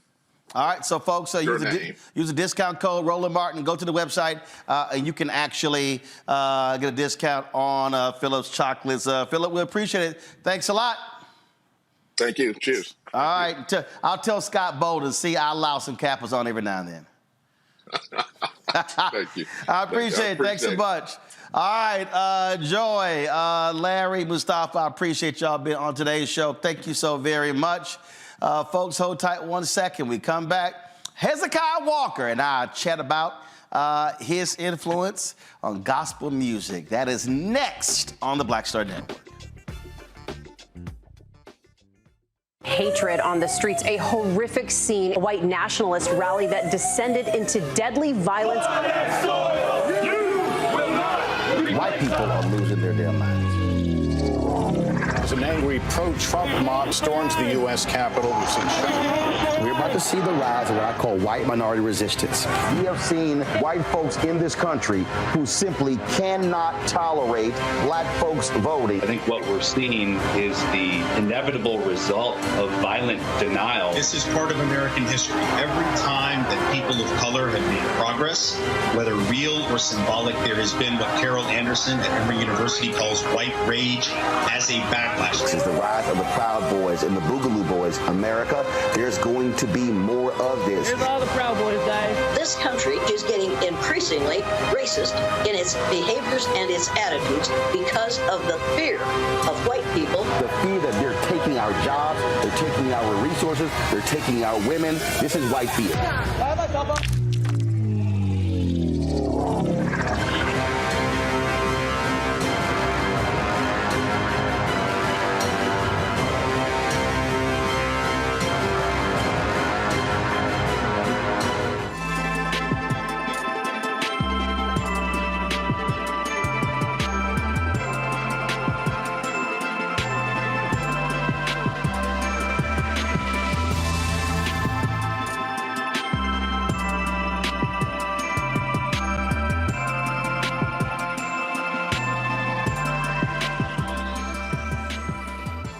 Some of the top gospel songs over the past 2 decades all emanated from the brilliant mind of our next guest.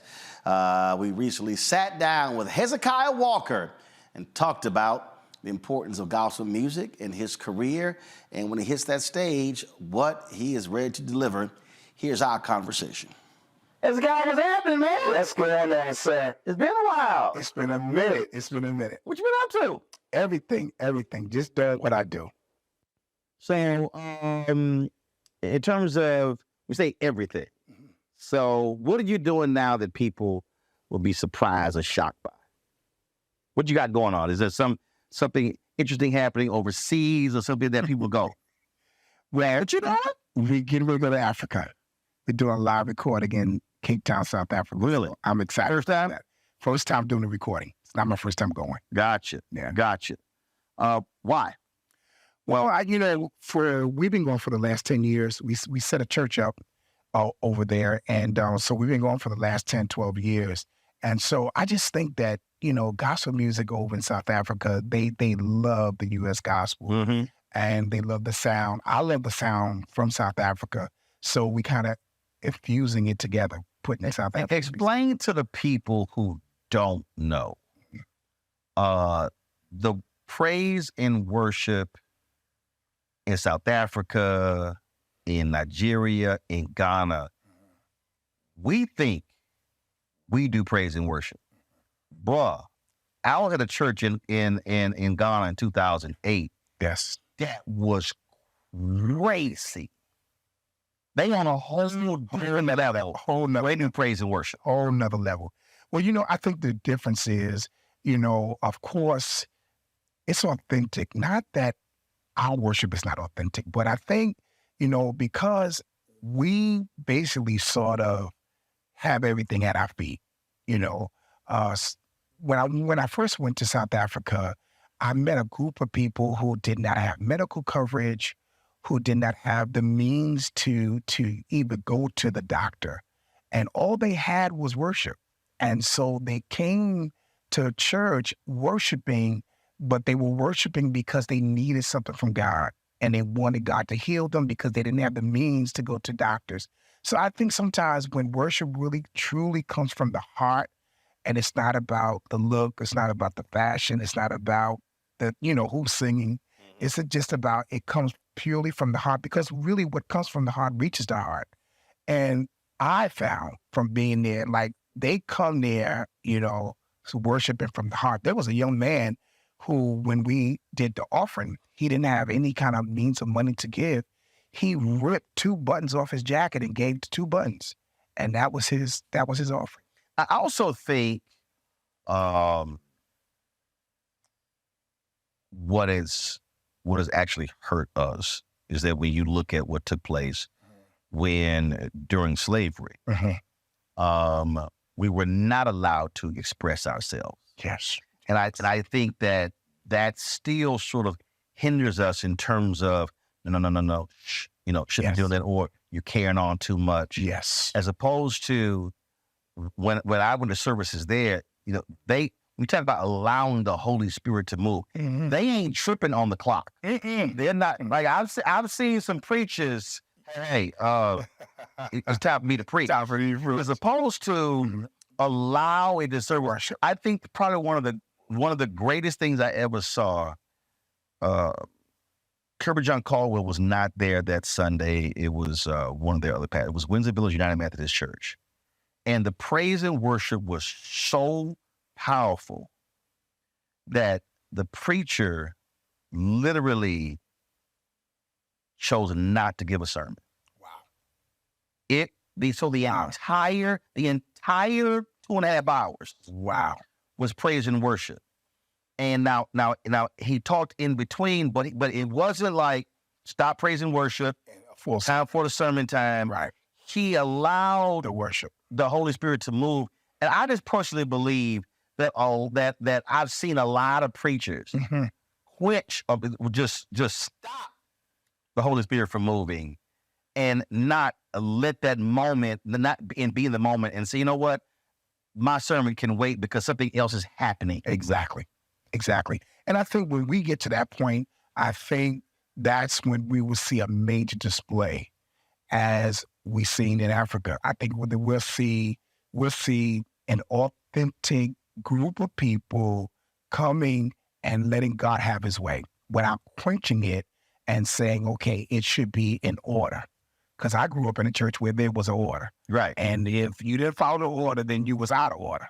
But again, I think, we have to get back to that place where it's just pure worship, and whatever God says, then that's what we do. So you're in a unique position because you're bishop, but then you also got the music piece. And if there are two forces that are constantly battling in a church, there's that preacher and the musician. And the music. And the music, yes. Because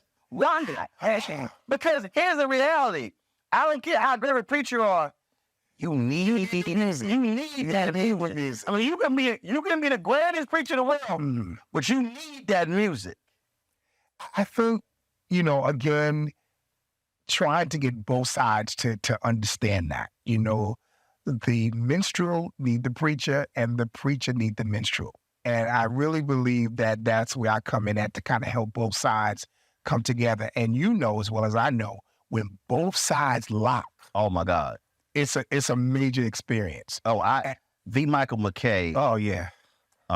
When he was so my wife was the first female staff pastor at Brook Hollow Baptist Church Without Walls.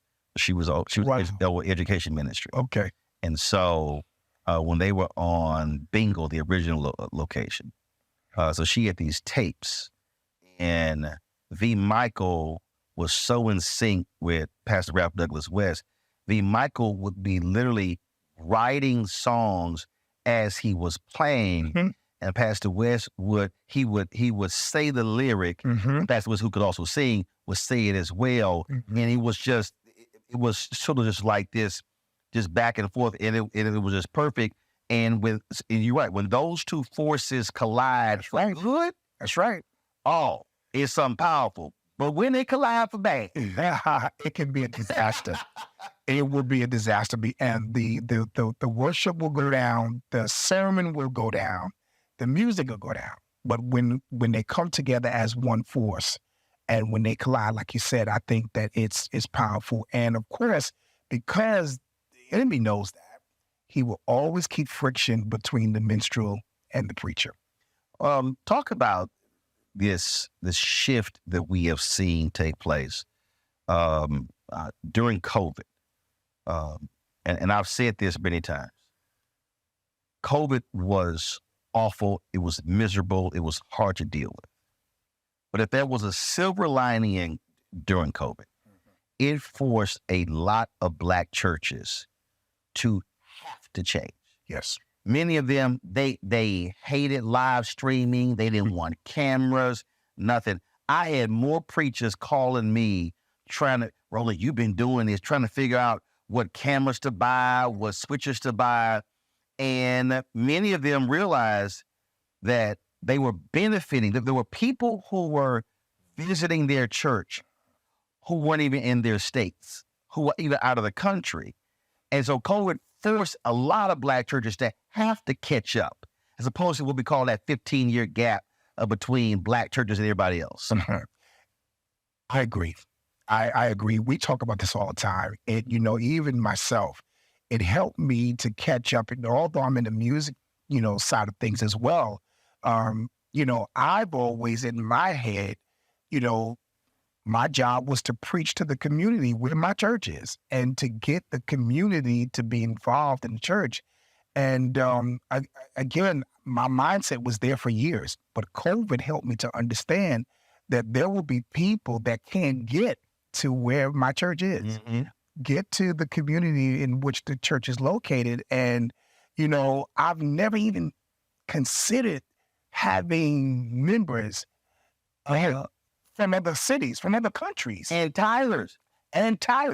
Never even considered that until COVID hit. So I think that COVID was an eye-opener to all of us, you know, especially the Black church.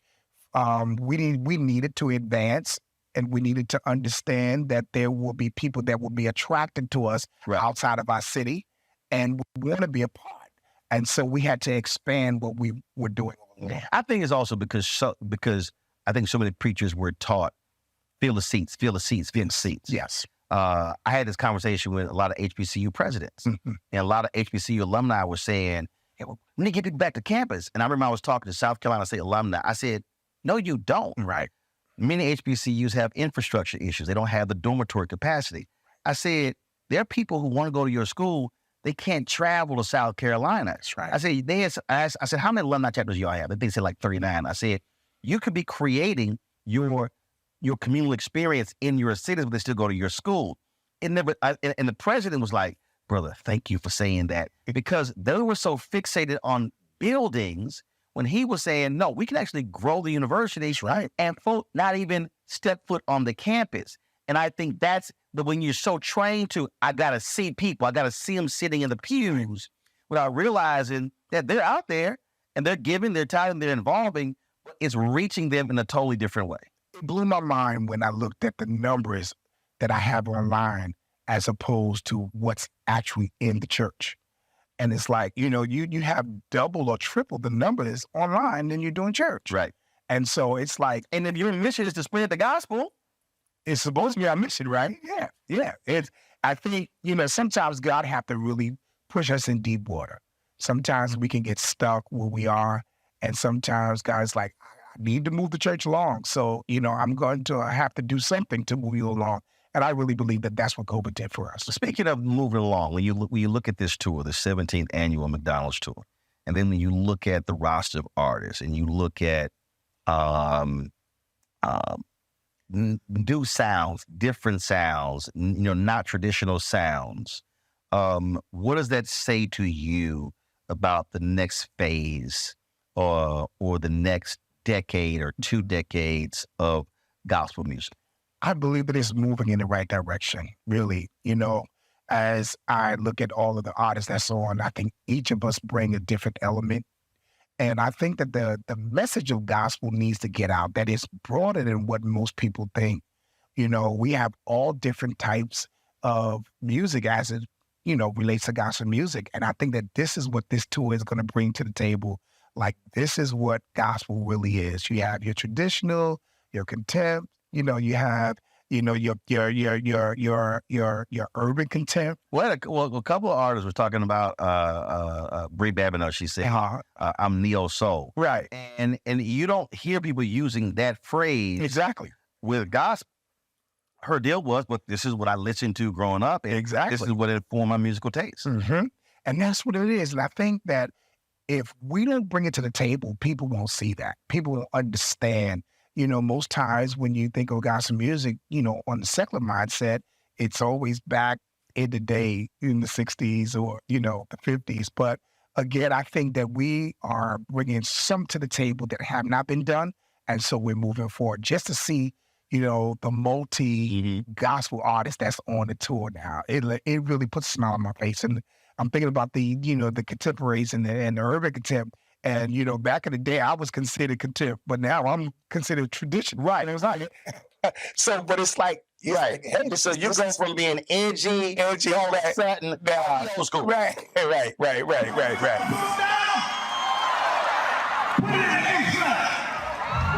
me get A-flat here. Here we go. Won't he make you?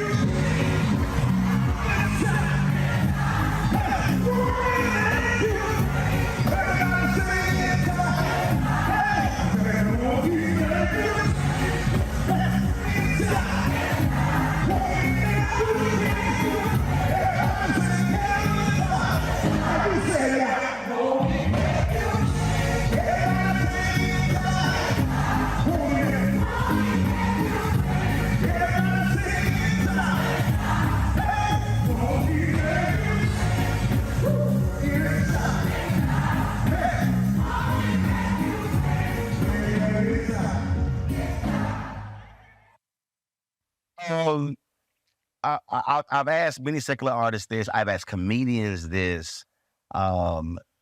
Different cities bring different energy. And I'm not going to ask you about the 6 cities, but of all the places you got in the United States, is there a particular city that they bring it when you perform? Is there one that just, lot of great folk, but when you hit that city, I got to bring some fire because they are ready to praise God? I got to say Chicago. Really? I really have to just say Chicago. When you come, because I'm a quiet guy. And so when you come to Chicago, you got to bring it. You got to bring it because Chicago is a quiet town. Like, you can't mention choirs and not mention Chicago. So when you come to Chicago, like when we come to Chicago, we be on our A game because they come in because they want to hear that quiet sound. They want the energy, and they want the energy that they feel and they see every single Sunday. And so when we come, we bring it and we try to bring it a notch higher. Right. Yeah.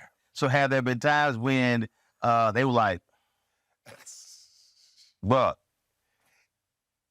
and you had to look at that crowd like, "Hey, I'm really Joe. We gonna have to switch that order because we gonna have to play something else because they ain't feeling it." Yes, that has happened. That has happened on several occasions.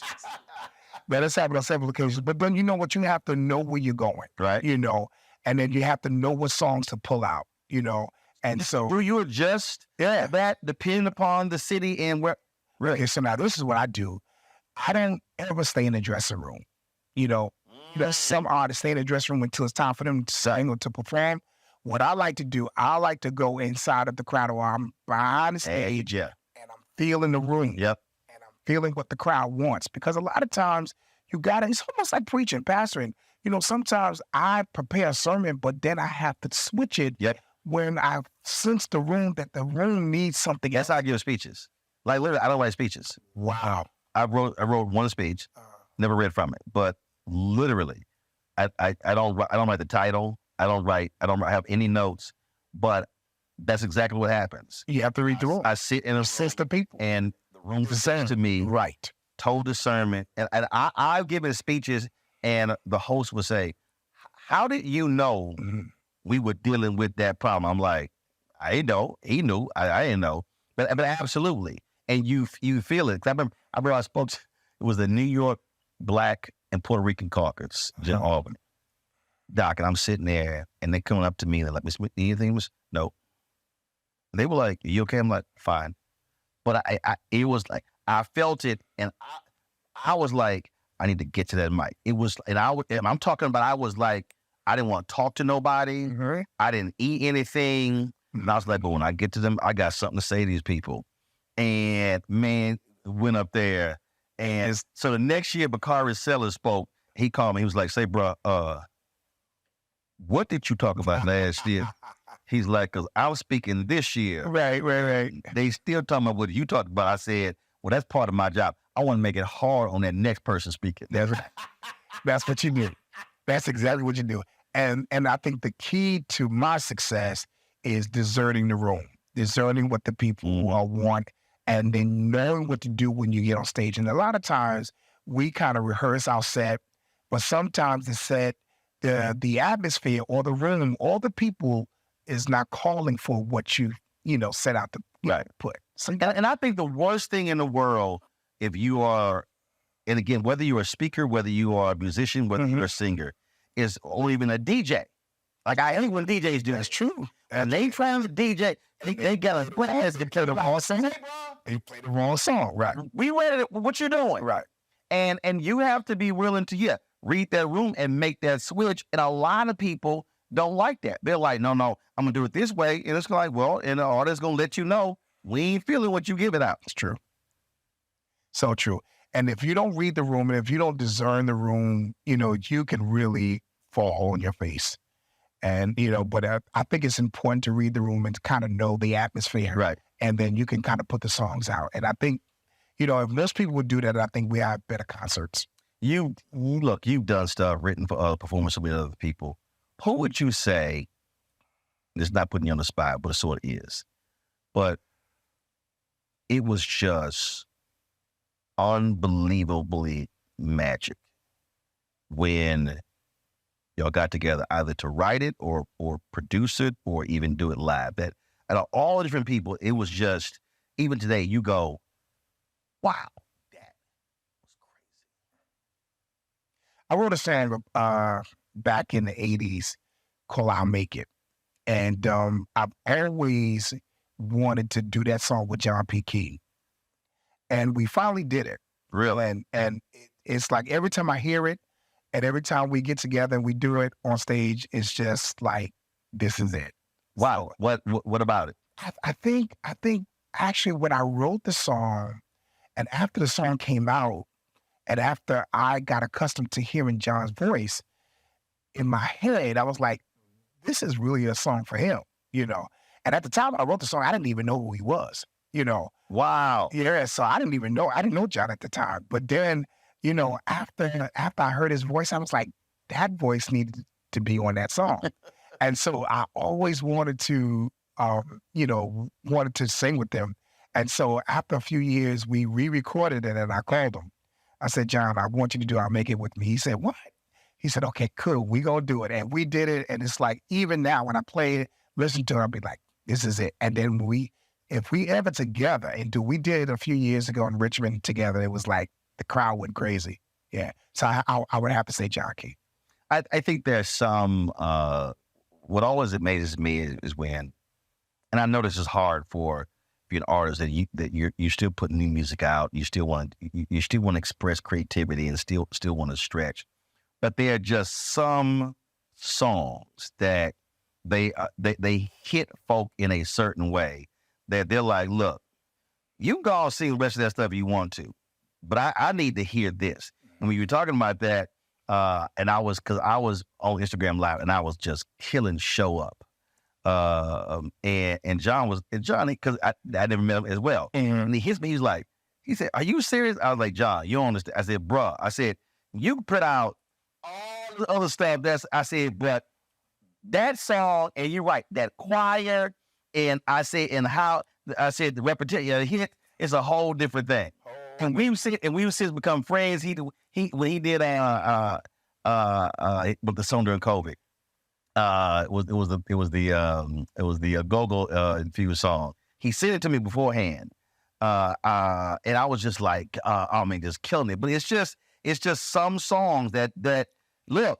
Jan has that sound. He has that sound and he has that voice. It's gonna capture you, and it's gonna ring in your head. It's gonna ring in your heart. And he just write those songs that you just gonna keep on doing this. You're just gonna keep on playing it.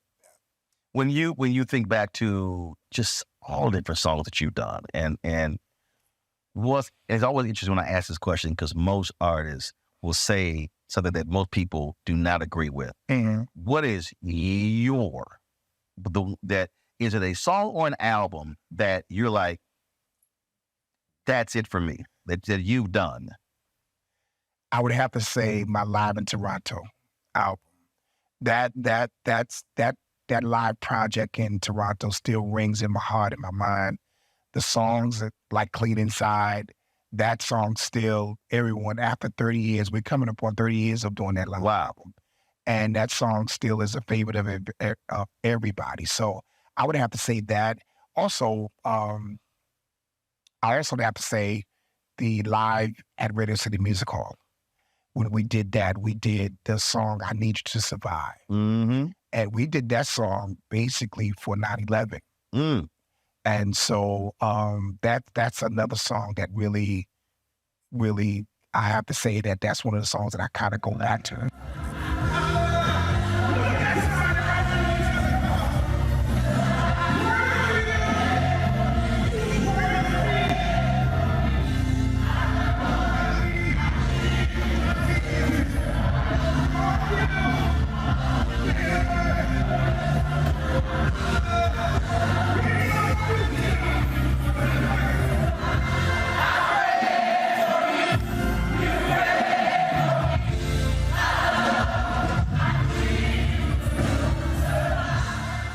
Why is live so much more different with gospel than any other art form? Well, I think it captures the essence of who we are. You know, sometimes in the studio, when you do studio records, you can't really get that feel. Bishop Ronald Brown has that song where he goes, I don't want the studio sound. I want a church sound. Exactly. So that's really what that's all about. It's getting that because, you know, when you're in the studio, you kind of just become professional. And when you're in church, you just kind of relax and you just do it. Right. And I think that's really what most times I want people to feel that. So McDonald's has done this again for 17 years in 6 cities. What do you want someone who's coming to one of these concerts? What do you want them to feel when they get back in that car or get on that bus or that train and go home? I want them to be amazed at the variety of gospel music. I want them to walk away feeling like I can do it, I can make it, and I am a lover of gospel music. That's really what I want. I think sometimes when we go to concerts, we leave, you know, we're energized and, you know, we are loving what we heard, but we really don't, you know, leave a major impact. You know, it's like the next day is over. Right. I want this to be a long lasting experience that every time they see anything related to McDonald's, they'll think about the gospel concert and be like, that's what I want to do. Because that's what happened to me. You know, back in the day, I was back in New York. We started out, you know, as, you know, applying to be a part of the McDonald's Gospel Fest contest. And I started loving it from that point. You know, McDonald's was very instrumental in pushing me to say, hey, be a gospel artist. And so here I am, you know, like I fell in love with it from watching it, from seeing it, and then wanted to be, you know, a part of it. Here it is, years later, I'm here. So I think that that's what, you know, I would really want people to grab a hold of that. Like, yo, McDonald's put me down with gospel music. Yeah. Because one thing that happens to these cities, and from the past shows that I've done with them, people from all over come.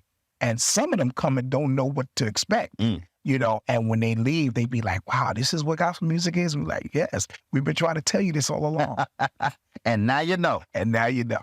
Bishop, always good to see you, my brother. It's always good to talk to you, man. Yes, sir. You're doing real good. I'm proud of you, bro. I appreciate it.